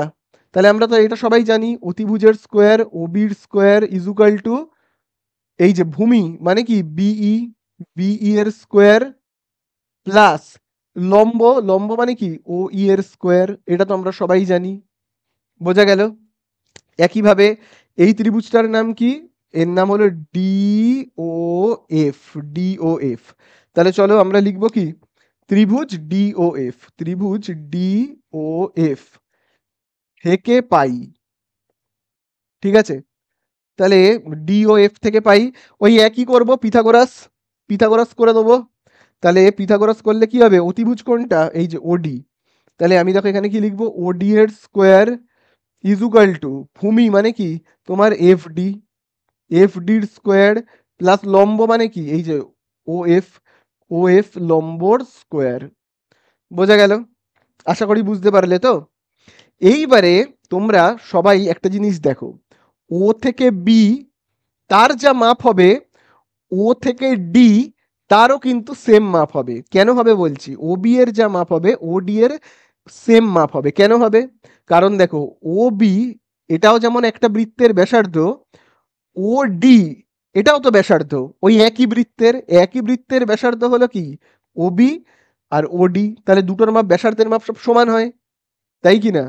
তাহলে আমি ওডি এর জায়গাতে আর ওডি লিখবো না, ওডি মানেই কি ওবি, তাহলে আমি ওডি এর জায়গাতে কি লিখবো, লিখবো এবারে কি লিখবো ও বি, আর মাথায় যেমন স্কোয়ার আছে থাক, এফ ডি যেমন আছে আছে, ও এফ, ও এফ যেমন আছে আছে। বোঝা গেল? আচ্ছা চলো এবারে ওবি এর জায়গাতে আবার ওবি লিখবো না, কারণ দেখো ওবি স্কোয়ার মানে কি, দেখো এখানে লেখাই রয়েছে ওবি স্কোয়ার মানে হলো এইটা, ওবি স্কোয়ার মানে হলো কি আমরা লিখতে পারি BE square plus O E square is equal to এইটা যা আছে দেখে দেখে টুকে দিচ্ছি F D square plus O F এর স্কোয়ার। বোঝা গেল? এতদূর ক্লিয়ার? বোঝা গেল তো। এইবারে দেখো এখানে দেখো লেখা রয়েছে ও ই এর যা মাপ হবে ও এফ এর তাই মাপ হবে। সেটাই তো বলেছে, কেন্দ্র থেকে এই জ্যায়ের যা দূরত্ব, কেন্দ্র থেকে এই জ্যায়ের ওই একই দূরত্ব। তার মানে এইটারও যা মাপ এইটারও তাই মাপ, মানে ও ই এর যা মাপ, ও ই এর যা মাপ ও এফ এর তাই মাপ। দেখো ও ই এর যা মাপ ও এফ এর তাই মাপ, মানে এটা যদি হয় 5 এটাও 5, এটা 6 এটাও 6, তাহলে একই তো জিনিস, ও ইও যা ও এফ ও তাই, তাই কেটে দিলাম। বোঝা গেল? তাহলে এখানে পড়ে কি থাকছে, পড়ে থাকছে এখানে যেটা সেটা হলো বিই এর স্কোয়ার ইজুকাল টু এখানে দেখো থাকছে কি এফ ডি এর স্কোয়ার, দুদিক থেকে স্কোয়ার আর স্কোয়ার বাদ, তাহলে কি পড়ে থাকছে বিই আর এফ ডি। ঠিক আছে, বোঝা গেল? এবারে আমি কি করব, বিই এর সাথে একটা 2 কে নিয়ে নেব, আর এফ ডি এর সাথে আমি কি করলাম একটা 2 কে নিলাম, তার মানে কি করলাম আমি উভয় পক্ষে 2 গুণ করলাম, এর মানেটা তো তাই দাঁড়ায় গুণ করলাম। এবারে বলো টু বিই মানে কি, মানে বলো এই যে টু বিই, খুব ভালো করে দেখবে এই যে এই তো বি আর ই এই তো, তাহলে এইটার ডবল মানে কি টু বিই মানে আমি বলতে পারি এ বি। আবার দেখো এই যে রয়েছে না টু এফ ডি মানে কি, টু এফ ডি মানে এফ ডি এর ডবল মানে কি পুরো সি থেকে ডি, এইটার ডবল মানে কি এই যে বিইর ডবল মানে পুরো এ বি, এফ ডি এর ডবল মানে কি পুরো সিডি, তাই কি না? তাহলে দেখো আমি ওপরের অংশটাকে মুছে দিচ্ছি, হ্যাঁ ওপরের এই অংশটাকে মুছে দিয়ে আমি করছি। তাহলে আমরা টু বিই মানে কি লিখতে পারি, টু বিই মানে লিখতে পারি পুরো এ বি। আবার দেখো এই যে টু এই যে ডিএফ মানে আমি কি লিখতে পারি, বা এফ ডি মানে আমি কি লিখতে পারি সিডি। তাহলে এ বি যেমন আছে আছে, সিডির মান আমরা জানি এই যে দেখো সিডি মানে 6, তাহলে আমি লিখলাম 6, তাহলে এইটারও মান যেমন ছিল 6, এইটারও মান হয়ে গেল কত 6, এই এবির মানও হয়ে গেল কত 6। বোঝা গেল? আশা করি বুঝতে পারলে। চলো তাহলে এই বাহুটা এ থেকে বি তার মান আমি কত পেয়ে গেলাম 6, আমি লিখে রাখি তো এই যে এই বাহুটার মান হলো 6, এই পুরো এবির মান। তাহলে খুব ভালো করে কিন্তু এবারে তোমরা দেখবে, দেখো তাহলে দেখো খুব ভালো করে দেখবে, এই দাগটাকে আমি মুছে দিচ্ছি। তাহলে এখানে দেখো আমরা যে ত্রিভুজটা পাচ্ছি তার নাম হলো ত্রিভুজ এ ও বি। দেখতে পাচ্ছ তো, ত্রিভুজ এ ও বি। আমি ইটাকেও মুছে দিই। তার আমরা এই বাহুটা জানি কত, 6। আচ্ছা, এই যে এ ও আর ত্রিভুজ এই যে এই বাহুটা বিও, এরা দুজন সমান। কারণ এইটাও দেখো ব্যাসার্ধ, তাই না? কেন্দ্র থেকে পরিধি পর্যন্ত লাইন ব্যাসার্ধ, কেন্দ্র থেকে পরিধি পর্যন্ত লাইন ব্যাসার্ধ। এও আর বিও সমান। তাহলে দেখো আমি এখানে এরকম ভাবে লিখি, এই যে ত্রিভুজটা, এই দাগটা মুছে দেওয়ার ফলে এই যে ত্রিভুজটা এ ও বি, তাহলে আমি লিখি ত্রিভুজ এ ও বি এর এর আমরা কি জানি, এ ওর যা মান হবে বি ওর তাই মান হবে। তার কারণ কি, একই বৃত্তের ব্যাসার্ধ, একই বৃত্তের ব্যাসার্ধ, সেই জন্য ওদের একই মান হবে। ঠিক আছে, একই বৃত্তের ব্যাসার্ধ, সেই জন্য ওদের মান কি হবে, একই হবে। তাহলে দেখো, এই এই বাহুটার যা মাপ, এই বাহুটার কিন্তু সেম মাপ। আর আমরা আরেকটা জিনিস জানি, এই কোণটার মাপ কত তোমাদের বলেছিলাম, এই কোণটার মাপ হলো কিন্তু 60। তাই তো, 60 তো। তাহলে খুব ভালো করে দেখো, এই যে এ ও বি এই ত্রিভুজের এই বাহুটার যা মাপ, এই বাহুটার তাই মাপ, মানে কি, এরা হলো কি কি ত্রিভুজ, দুটো বাহু সমান মানে সমদ্বিবাহু ত্রিভুজ। আচ্ছা, সমদ্বিবাহু ত্রিভুজ, এই বাহুটা সমদ্বিবাহু ত্রিভুজ। তাহলে সমদ্বিবাহু ত্রিভুজের আমরা কি জানি, বলো বলো, সমদ্বিবাহু ত্রিভুজের আমরা কি জানি, এই কোণটা আর এই কোণটার মান হয় সমান। এই কোণটার এই কোণটা হবে কি, সমান। বোঝা গেল কোন কোণটার কথা আমি বলছি? এই যে দেখো, এই কোণটা আর এই কোণটার মান হবে সমান। কারণ এই বাহুটা, এই যে এই বাহুটা আর এই বাহুটা সমান, সেই জন্য। ঠিক আছে, তাহলে দেখো কত কত করে হবে এইটা, এই দুটো কোণ কত কত করে হবে। একটা ত্রিভুজের তিনটে কোণের সমষ্টি কত, 180। তাহলে তোমরা বলো, 180 যদি হয় তাহলে এই কোণটা কত আর এই কোণটা কত? একটা তো আমরা জানি 60, তাহলে এটাও, এরা দুজন মিলে কত হবে তাহলে বলো? এরা দুজন মিলে, এই যে এরা দুজন মিলে হবে এ ও, এই যে ও এ বি, এই যে ও এ বি, আর এই কোণটা এই যে ও বি এ, এরা দুজন মিলে কত হবে তাহলে? 180 ডিগ্রি থেকে এই যে এই 60টাকে বিয়োগ করে দেবো, তাহলেই হয়ে যাবে 120। তাহলে দুজন মিলে যদি হয় 120, তাহলে এক একজন কত করে হবে, পুরো সমান সমান হবে। এই দুটো কোণ এক পুরো সমান হবে, কারণটা বলেছি সমদ্বিবাহু ত্রিভুজ। সমদ্বিবাহু ত্রিভুজের এই যে সমান বাহুর বিপরীত কোণ, এই যে এই বাহুটার বিপরীতের এই কোণটা, আর এই যে এই সমান বাহুর, এই যে সমান বাহুর বিপরীত কোণ সমান সমান হয়। তাহলে এইগুলো কত করে হবে, সব 60 করে হবে কিন্তু। ঠিক আছে, সব হবে কত, 60 করে। এই কোণটাও তোমার হবে কত, 60। আবার এই কোণটাও তোমার কত হবে, 60। তাহলে সব যদি 60 হয়ে যায়, এই ত্রিভুজের সব যদি 60 হয়ে যায়, তাহলে এই ত্রিভুজটাকে আমি কি বলবো, সমবাহু ত্রিভুজ। ঠিক আছে, তাহলে আমরা লিখবো, যেহেতু যেহেতু কোণ ও এ বি 60 ডিগ্রি, তারপরে কোণ এই যে এইটার নাম কি, ও B A, O B A এটাও 60 ডিগ্রি। আবার এই যে এ ও বি, এ ও বি এই কোণটাও হলো তোমার 60 ডিগ্রি। সুতরাং আমরা কি বলতে পারি, বলো বলো, সুতরাং আমরা বলতে পারি, এই যে এ ও বি, এ ত্রিভুজ এ ও বি কি সমবাহু, সমবাহু ত্রিভুজ, সমবাহু। বোঝা গেল? আর সমবাহু ত্রিভুজ মানে কি, যার প্রত্যেকটা বাহু সমান। তার মানে প্রত্যেকটা বাহু সমান মানে এইটা তো আমার যদি হয় 6, তাহলে এই বাহুটাও কত হবে, 6। তাহলে আমার এই বাহুটাও কত হবে, 6। বোঝা গেল? এই বাহুটাও হবে 6, এই বাহুও হবে 6 করে। তার মানে কি, এই যে ব্যাসার্ধ 6, এই যে দেখো ব্যাসার্ধ 6। তাহলে আমি কি পেয়ে গেলাম উত্তর, ব্যাসার্ধ কত পেলাম, বলো, 6। তাহলে ব্যাসার্ধ আমি পেলাম কত, 6 সেমি। ঠিক আছে, হয়ে গেল আমাদের অঙ্ক শেষ। তাহলে আশা করি 7এরটা বুঝলে। চলো চলে যাব 8এর দাগে। তো দেখো এবারে আমরা করব কত দাগেরটা, 4এর দাগের 8এরটা। তো দেখো 4এর দাগের 8এ আমাদের কি বলে দিয়েছে, বলে দিয়েছে tan theta, tan theta plus cot theta is equal two 2। তো এই রকম অঙ্ক কিন্তু তোমরা আগের ভিডিওতে করিয়েছিলাম, তোমাদের কোসেক থিটার মান জানতে চেয়েছে। তাহলে দেখো আমরা কিভাবে করব। দেখো এইখানে ট্যান থিটা যেমন আছে থাক, কিচ্ছু করব না, কট থিটাকে উল্টে দেবো। কট থিটাকে উল্টে দিলে কি হবে, কটের উল্টো কি আমরা জানি, কটের উল্টো হলো 1/10 থিটা ইজুকাল টু 2। বোঝা গেল কি করলাম, কটকে উল্টে দিলাম, কটের উল্টো কি 1/10। তাহলে চলো এর নিচে কিছু নেই মানে 1, লসাগু কত হবে 1 আর 10 এর লসাগু হবে 10 থিটা। কোনাকুনি গুণ করি, 10 আর 10 কে গুণ করলে হবে 10 এর কি হবে স্কোয়ার থিটা। 1 আর 1 কে গুণ করলে কত হবে 1। তাহলে এখানে আমরা পাচ্ছি কত, দেখো টেনটা দাগের নিচে রয়েছে মানে ভাগ, এই সাইডে চলে গেলে গুণ হয়ে যাবে। তাহলে 10 স্কোয়ার থিটা প্লাস 1, 10 আর 2 গুণ করলে আমরা কি পাবো 2 tan থিটা। এই রকম অঙ্ক তোমাদের আগের সেট 1-এ করিয়েছিলাম, তাই না?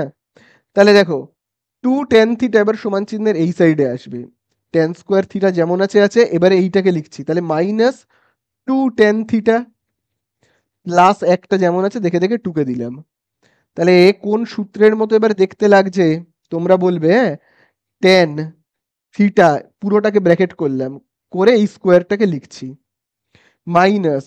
আচ্ছা আবার দেখো এখানে রয়েছে 1, 1 মানে আমি কি লিখতে পারি 1 এর স্কোয়ার। তাহলে মাঝখানে আমরা কি লিখবো 2। তাহলে বলো এখানে মাঝখানে আমরা কি লিখি এ বি, তাই তো? এই যে এইটা হলো আমার এ আর এই একটা হলো বি, তাহলে এ মানে আমি কি লিখবো টেন থিটা আর বি মানে কি লিখবো 1। তাহলে এটা কার সূত্র বলো, এই দেখো এ তার মাথাতে স্কোয়ার, এইটা হলো এ তার মাথাতে স্কোয়ার -2 এ বি প্লাস এইটা হলো কি আমাদের বি তার মাথাতে স্কোয়ার। তাহলে কার সূত্র হচ্ছে এ মাইনাস বি হোল স্কোয়ারের সূত্র। এ মানে হলো এইটা টেন থিটা মাইনাস বি মানে হলো 1, তাহলে এ মাইনাস বি তার কি হোল স্কোয়ার ইজুকাল টু 0। তাহলে খুব ভালো করে এবারে দেখো, এই যে স্কোয়ারটা সমান চিহ্নের এই দিকে গেলে কি হবে রুট হয়ে যাবে। তাহলে হচ্ছে কত টেন থিটা -1, তাহলে শূন্যের মাথায় কি বসাবো রুট বসাবো। তাহলে কত হচ্ছে, আমি এবারে এই সাইডে যদি করি তাহলে টেন থিটা ইজুকাল টু কত হচ্ছে শেষ পর্যন্ত, দেখো শূন্যের রুট কত 0। তাহলে টেন থিটার মান হবে এই দেখো -1, এই দিকে গেলে কি হবে +1। তাহলে টেন থিটা ইজুকাল টু কত পেলাম 1। এইবারে আমাদের কাছে জানতে চেয়েছে যেটা, সেটা হলো কি কোসেক থিটার মান বের করতে বলেছে, তাই তো? তাহলে চলো আমি না এই অংশগুলোকে মুছে দিই। কোসেক থিটার মান বের করতে বলেছে, তাহলে তোমরা তো সবাই এই সূত্রটা জানো যে cosec square theta minus cot square theta equal to 1। এই সূত্রটা তো তোমরা সবাই জানো। তাহলে দেখো এখানে আমি দেখো আবার লিখছি cosec square theta minus cot square থিটাকে না সমান চিহ্নের এই দিকে লিখবো, 1 যেমন আছে আছে প্লাস কট স্কোয়ার থিটা। তাহলে কোসেক স্কোয়ার থিটা 1। আচ্ছা তাহলে দেখো আমরা কটের জায়গায় কত বসাবো, তোমরা সবাই জানো কিন্তু কট হলো টেনের উল্টো, তাহলে টেনের জায়গাতে আমি কি লিখতে পারি 1/cot। আর এই একটা যেমন আছে আছে, তাহলে দেখো দাগের নিচে কট রয়েছে মানে কি কটটা ভাগ এই সাইডে গেলে গুণ হয়ে যাবে একের সাথে। তাহলে এই একটা যেমন আছে থাক, এই কট এই দিকে গেলে একের সাথে গুণ হবে, তাহলে কট আর 1 কে গুণ করলে কত হবে কট থিটা। ঠিক আছে, তাহলে কটের মান আমি কত পেলাম, পেলাম কিন্তু 1। তাহলে এই কটের নিচে আমি কত লিখবো 1 লিখবো, বোঝা গেল? স্কোয়ার যেমন আছে আছে। তাহলে কত পাচ্ছি আমরা, দেখো কোসেক স্কোয়ার থিটা, দেখো 1 এর স্কোয়ার কত হয় 1, তার সাথে এই 1 কে যোগ করলে কত হবে 2। এইবারে আমরা কি করব, এবারে এই যে কোসেকের মাথায় যে স্কোয়ারটা রয়েছে না তাকে সমান চিহ্নের এই সাইডে করব, এই যে এই স্কোয়ারটাকে সমান চিহ্নের এই সাইডে করব। তাহলে কোসেক থিটা যেমন আছে আছে, তাহলে স্কোয়ারটা এই সাইডে আসলে কি হবে রুট হয়ে যাবে, 2 এর মাথায় রুট বসে যাবে। তাহলে এই আমাদের অ্যান্সার হয়ে গেল। বলেছিল কোসেক থিটার মান কত, কোসেক থিটার মানেই তো হয়ে গেল √2। ঠিক আছে, তাহলে এই আমাদের হয়ে গেল 8এরটা। চলো যাবো এবারে 9এর দাগে। দেখো এবারে আমরা করব কতর দাগেরটা, 9এর দাগেরটা। তো দেখো 9এর দাগে কি বলে দিয়েছে, দেখো 9এর দাগে বলে দিয়েছে একটি স্তম্ভের ছায়ার দৈর্ঘ্য স্তম্ভের উচ্চতার ও ছায়ার দৈর্ঘ্য ও স্তম্ভের উচ্চতার অনুপাত √3:1। তাহলে ভাবো এই হলো সূর্য, তো সূর্যের আলো ভাবো এই একটা স্তম্ভ রয়েছে, স্তম্ভের ওপর গিয়ে পড়ছে, তাহলে নিচে ছায়াটা পড়বে, তাই তো? তাহলে এই হলো স্তম্ভ, স্তম্ভের আমি একটা নাম দিই এ আর বি। স্তম্ভের ওপর যেই আলো পড়ছে সূর্যের আলো, নিচে ছায়া পড়ছে, ছায়ার নাম হলো বি সি, স্তম্ভের নাম হলো এ বি। আচ্ছা এবার এ দেখো বলে দিয়েছে ছায়ার দৈর্ঘ্য স্তম্ভের উচ্চতার অনুপাত √3:1। তাহলে দেখো ছায়ার দৈর্ঘ্যটা প্রথমে বলেছে, এটা হলো ছায়া, এটা হলো √3, আর স্তম্ভের উচ্চতা হলো কত, 1। তার মানে, কারণ দেখো বইয়ে প্রথমে কি বলেছে, ছায়া, তারপরে বলেছে স্তম্ভের কথা, দুজনের অনুপাত, তাহলে ছায়া মানে √3, স্তম্ভ মানে 1। এবারে আমাদের জানতে চাই যে সূর্যের উন্নতি কোণ কত, ঠিক আছে? তার মানে এই কোণটার মান জানতে চেয়েছে। তাহলে খুব সোজা অঙ্ক, তোমরা তো জানোই। তাহলে এই দুটো বাহুর মাপ আমরা জানি, একটা 1, একটা √3। যাকে ইচ্ছে তুমি ওপরে নিচে লিখতে পারো। তো ভাবো আমি এ বিটাকে ওপরে লিখছি, এ বি। আচ্ছা এই বিসি এটাকে আমি নিচে লিখছি। তাহলে এবি মানে কি, লম্ব। বিসি মানে কি, ভূমি। তাহলে লম্ব বাই ভূমিকে আমরা কি বলি, টেন। কোণটা কত, থিটা। তাহলে দেখো টেন থিটা, দেখো আমি আবার লিখছি, এবির জায়গায় কত বসাবো, এই যে এবির মান হলো 1। বিসি এর জায়গায় কত বসাবো, √3। তাহলে তোমরা এবারে আমাকে বলবে এর অ্যান্সারটা, তোমরা আমাকে কমেন্টে লিখে জানাবে যে 1/√3 এর মান কত, টেন 1/√3 এর মান কত। এই সরি, কথাটা আমি ভুল বললাম, টেন কত ডিগ্রির মান হয় 1/√3। টেন কত ডিগ্রির মান হয় 1/√3। আমি টেনের কথাই কেন জানতে চাইছি, কারণ এখানে টেন আছে বলে। তো এটা তো তোমরা জানোই, টেন 30 ডিগ্রির মান হয় কিন্তু 1/√3, ঠিক আছে? তাই জন্য আমি 1/√3 এর নিচে কত লিখলাম, টেন 30। দুদিকে টেন টেন কেটে গেল, তাহলে পড়ে থাকছে কত, থিটা = 30 ডিগ্রি। তাহলে এই তো হয়ে গেল। তাহলে উন্নতি কোণটা আমরা কত পেলাম, পেলাম কিন্তু 30 ডিগ্রি, ঠিক আছে? তাহলে এই আমাদের হয়ে গেল 9এরটা। চলে যাব 10-এ। তো দেখো এবারে আমরা কিন্তু করব 4এর দাগের 10এরটা। তো দেখো 4এর দাগের 10-এ কি বলে দিয়েছে, একটা আয়ত ঘনাকৃতি ঘরের দৈর্ঘ্য, প্রস্থ এবং উচ্চতা যথাক্রমে এ, বি এবং সি একক। তারপরে A plus B plus C বলেছে 25, A B plus BC plus C A সমান সমান কত বলেছে, 240.5 হলে ঘরটির মধ্যে যে বৃহত্তম দণ্ডটা রাখা যাবে তার দৈর্ঘ্য কত। তাহলে একটা ঘরের মধ্যে সব থেকে বড় যে দণ্ড, মানে ভাবো একটা বাঁশ বা একটা লোহার পাইপ, সব থেকে বড় যে পাইপটা রাখা যাবে সেটাকে কিভাবে রাখা যাবে, সেটাকে কিন্তু কোনাকুনি মানে কর্ণ বরাবর রাখতে হবে, কর্ণ বরাবর, ঠিক আছে? মানে একটা ঘরের মেঝের কোনাকুনি থেকে শুরু করে ছাদের দিকে কোনাকুনি করে আমাদের রাখতে হবে, ঠিক আছে? তাহলে আমাকে কি করতে হবে, সবচেয়ে বড় দণ্ড যেটা রাখা যাবে তার দৈর্ঘ্য বের করবার জন্য আমাকে কর্ণের দৈর্ঘ্য বের করতে হবে। তাহলে কর্ণের দৈর্ঘ্য আমরা যদি বের করি, কর্ণের দৈর্ঘ্য, তাহলে কর্ণের দৈর্ঘ্য বের করবার সূত্র আমরা কি জানি, সূত্র হলো রুট। রুট আমরা কি জানি, দৈর্ঘ্যের স্কোয়ার প্লাস প্রস্থের স্কোয়ার। দেখো আমি এখানে লিখে রাখছি, আর দৈর্ঘ্য মানে কি, দৈর্ঘ্য মানে বলেই দিয়েছে এ, প্রস্থ মানে বলেই দিয়েছে বি, উচ্চতা মানে বলেই দিয়েছে সি। তাহলে দৈর্ঘ্যের স্কোয়ার মানে এ স্কোয়ার প্লাস বি স্কোয়ার মানে প্রস্থের স্কোয়ার প্লাস উচ্চতার স্কোয়ার করলেই আমরা পেয়ে যাব কর্ণের দৈর্ঘ্য। বোঝা গেল? এইবারে এই অঙ্কটা করবার জন্য আমাদের অন্য আরেকটা সূত্র জানতে হবে। কি সেই সূত্রটা?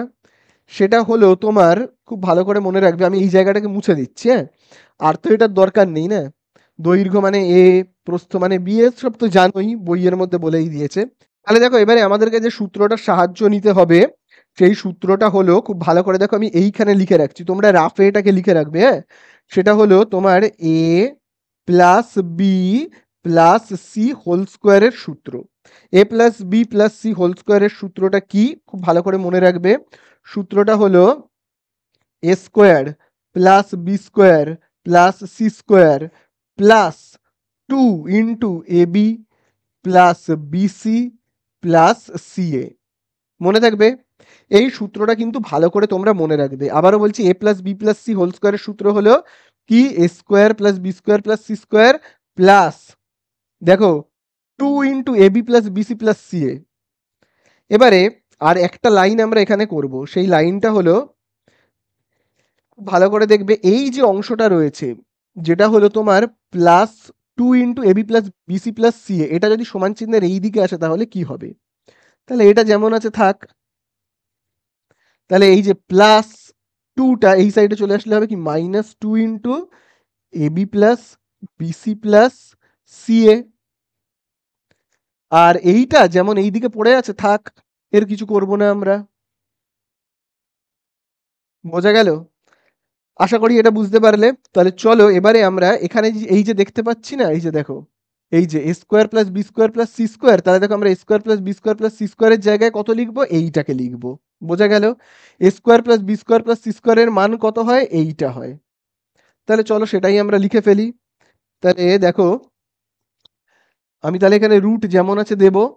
কি লিখবো? A plus B plus c. তাহলে আমি দেখো এখানে লিখবো কি? A plus B plus c তার whole square minus 2 into a B plus BC plus ca. ঠিক আছে? তাহলে চলো আমরা মান বসাই।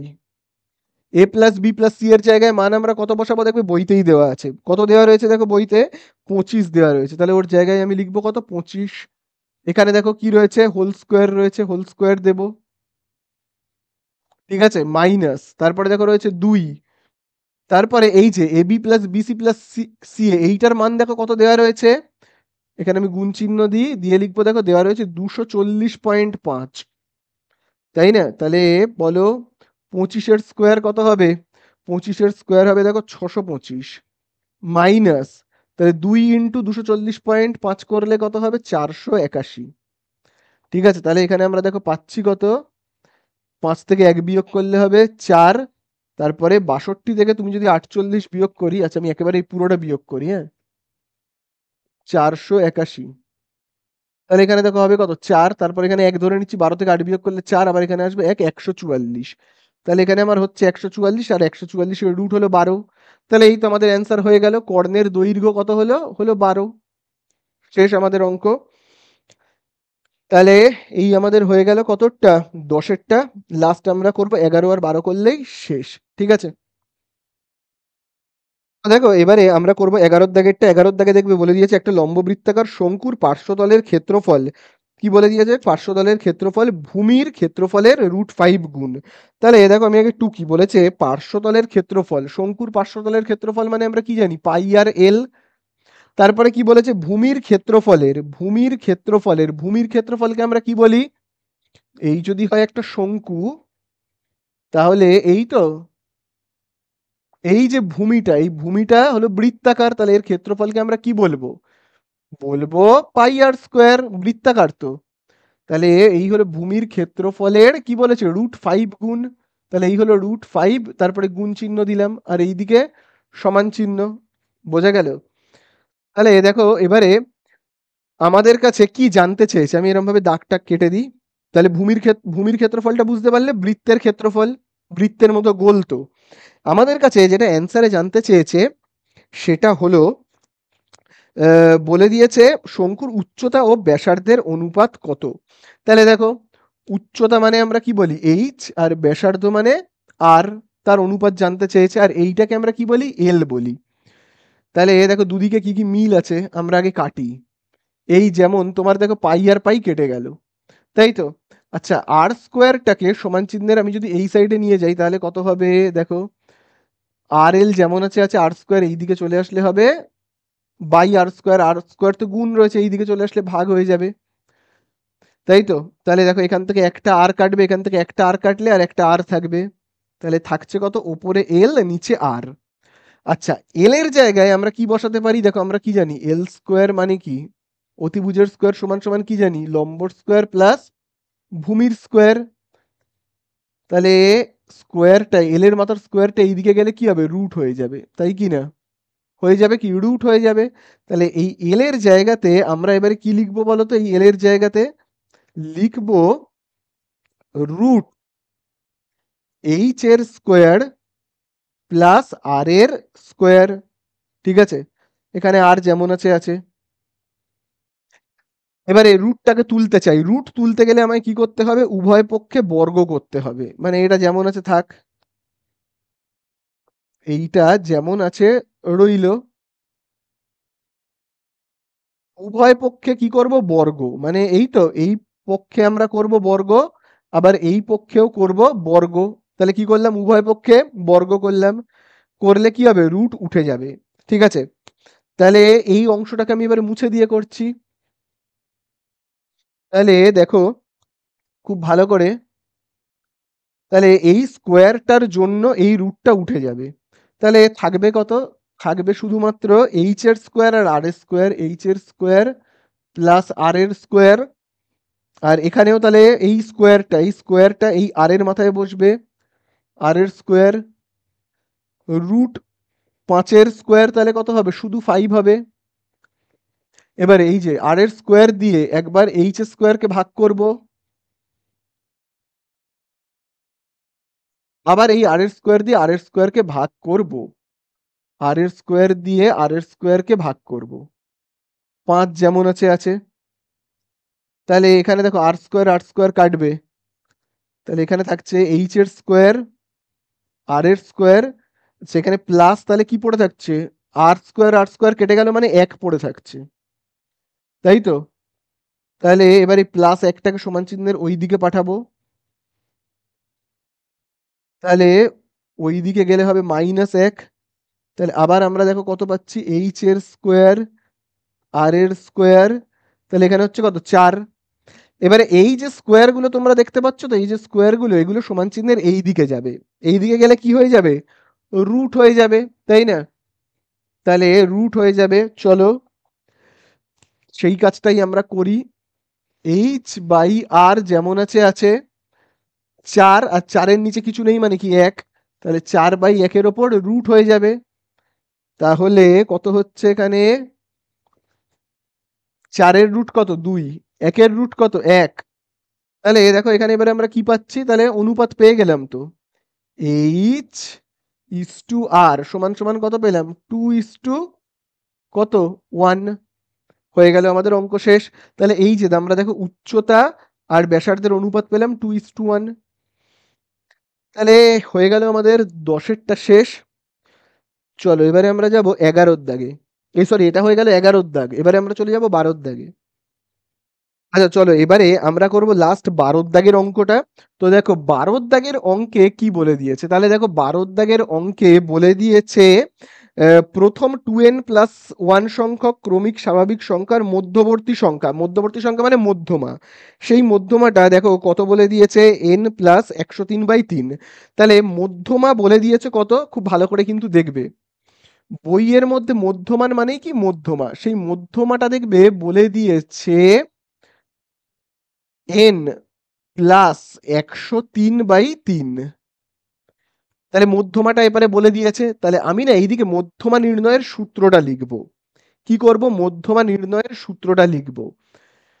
তাহলে মধ্যমা নির্ণয়ের দুটো সূত্র হয়, জোড় থাকলে একটা সূত্র হয়, তোমরা জানোই জোড় যদি থাকে তাহলে n+1/2, আর বিজোড় থাকলে একটা বড় সূত্র হয়। তাহলে জোড়ের সূত্রটা আর বিজোড়ের সূত্রটা কখন হয়? সংখ্যা কতগুলো আছে আগে দেখতে হয়। সংখ্যা যদি ভাবো থাকে 5টা, 5খানা ভাবো সংখ্যা রয়েছে, এরকম 3, 6, 8, 7, এরকম ভাবে ভাবো 11, ভাবো 5খানা সংখ্যা রয়েছে, তখন এই সূত্রটা নেব। যদি ভাবো 6খানা বা 8খানা সংখ্যা রয়েছে, তখন অন্য সূত্র তোমরা জানোই 1/2, ওই যে n/2 দিয়ে যেটা করতে হয় সেটা। কিন্তু এখানে কতগুলো সংখ্যা রয়েছে বলেই দিয়েছে, এখানে রয়েছে 2n+1 সংখ্যক, মানে এতটি সংখ্যা রয়েছে। আচ্ছা তাহলে এটা কি জোড় সংখ্যা না বিজোড় সংখ্যা? তো খুব ভালো করে দেখো, তুমি যদি n এর জায়গায় একটা মান বসাও তাহলেই বুঝতে পারবে। দেখো তুমি n এর জায়গায় যা পারো একটা মান বসাও, যা ইচ্ছা বসাও n এর জায়গায়, এখানে তো গুণ চিহ্ন, ভাবো 10 বসালাম, তাহলে কত হচ্ছে? 2 × 10 = 20 প্লাস 1 কত হচ্ছে 21 বিজোড়। তুমি n এর জায়গায় 4 বসাও, তাহলে কত হচ্ছে 8 আর 1 9। তুমি n এর জায়গায় যা খুশি সংখ্যা বসাও না কেন অ্যান্সার দেখো বিজোড় আসছে। তাহলে এই যে n 2n প্লাস 1 সংখ্যক মানে হলো কতগুলো সংখ্যা, বিজোড় কিছু একটা সংখ্যা। ঠিক আছে, কতগুলো সংখ্যা ওখানে রয়েছে সেটা আমি জানি না কতগুলো, তবে আমি এইটুকু বুঝতে পেরেছি এখানে বিজোড় কোনো একটা সংখ্যা রয়েছে। আর যদি এই প্লাস ওয়ানটা না থাকতো তাহলে কি হচ্ছে দেখো, তাহলে দেখো হবে 8টা সংখ্যা। বোঝা গেল? তুমি এখানে যা পারো সংখ্যা নাও, 6 নিয়ে নাও, 6 দুয়ে কত হবে, তাহলে এখানে 6 নাও, হবে 12 জোড় সংখ্যা। আর 1 যেই চলে আসবে তখনই হয়ে যাবে কত 13। তার মানে 2n সংখ্যক সংখ্যা মানে জোড় সংখ্যা, 2n প্লাস 1 সংখ্যক সংখ্যা মানে বিজোড় সংখ্যা। বোঝা গেল? 2n সংখ্যক সংখ্যা মানে জোড়, 2n প্লাস 1 সংখ্যক মানে বিজোড়। বোঝা গেল? তাহলে অঙ্কের মধ্যে বলে দিয়েছে 2n প্লাস 1 সংখ্যক সংখ্যা রয়েছে, তার মানে কি রয়েছে, কতগুলো সংখ্যা রয়েছে 2n প্লাস 1। তার মানে হয় ওখানে 5টা সংখ্যাও থাকতে পারে, 7টা থাকতে পারে, 9টা থাকতে পারে, 11টা, 13টা, 15টা, 17টা, মোট কথা বিজোড় সংখ্যক সংখ্যা রয়েছে। তাহলে বিজোড় সংখ্যক সংখ্যা থাকলে মধ্যমা কি করে নির্ণয় করতে হয় বলো? যতগুলো সংখ্যা থাকে, যতগুলো সংখ্যা থাকে তার সাথে 1 যোগ করতে হয়, করে 2 দিয়ে ভাগ করতে হয়, তাই কি না? যতগুলো সংখ্যা থাকে, যদি 9টা থাকতো তাহলে 9 এর সঙ্গে 1 যোগ করে 2 দিয়ে ভাগ, তাই তো? 11টা থাকলে 11-এর সঙ্গে 1 যোগ করে 2 দিয়ে ভাগ, এইভাবেই তো আমরা মধ্যমা নির্ণয় করি। আর এই দিকটা যেমন আছে থাক। তাহলে আমরা এখানে পাচ্ছি কত, 2n আর 1 আর 1 যোগ করলে 2, তাহলে হচ্ছে 2n প্লাস 2 বাই 2। আর এইটা যেমন আছে থাক, এখানে কিচ্ছু করব না।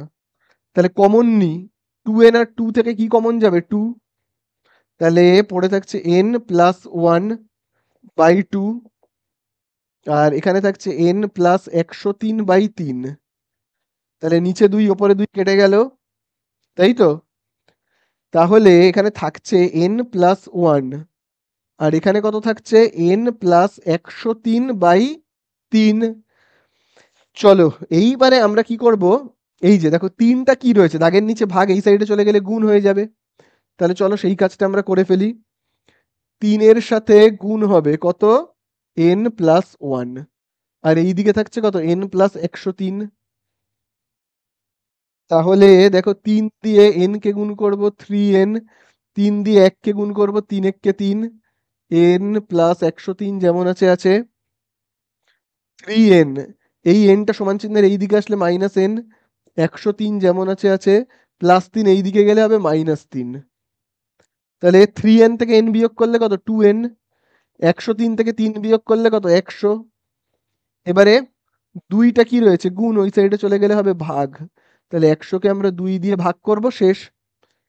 তাহলে 100কে 2 দিয়ে ভাগ করলে কত হবে, n এর মান 50। তাহলে এই তো আমাদের হয়ে গেল অ্যান্সার। জানতে চেয়েছি n এর মান কত, হয়ে গেল n এর মান আমাদের 50, শেষ। खत्म। Bye bye, tata, good bye.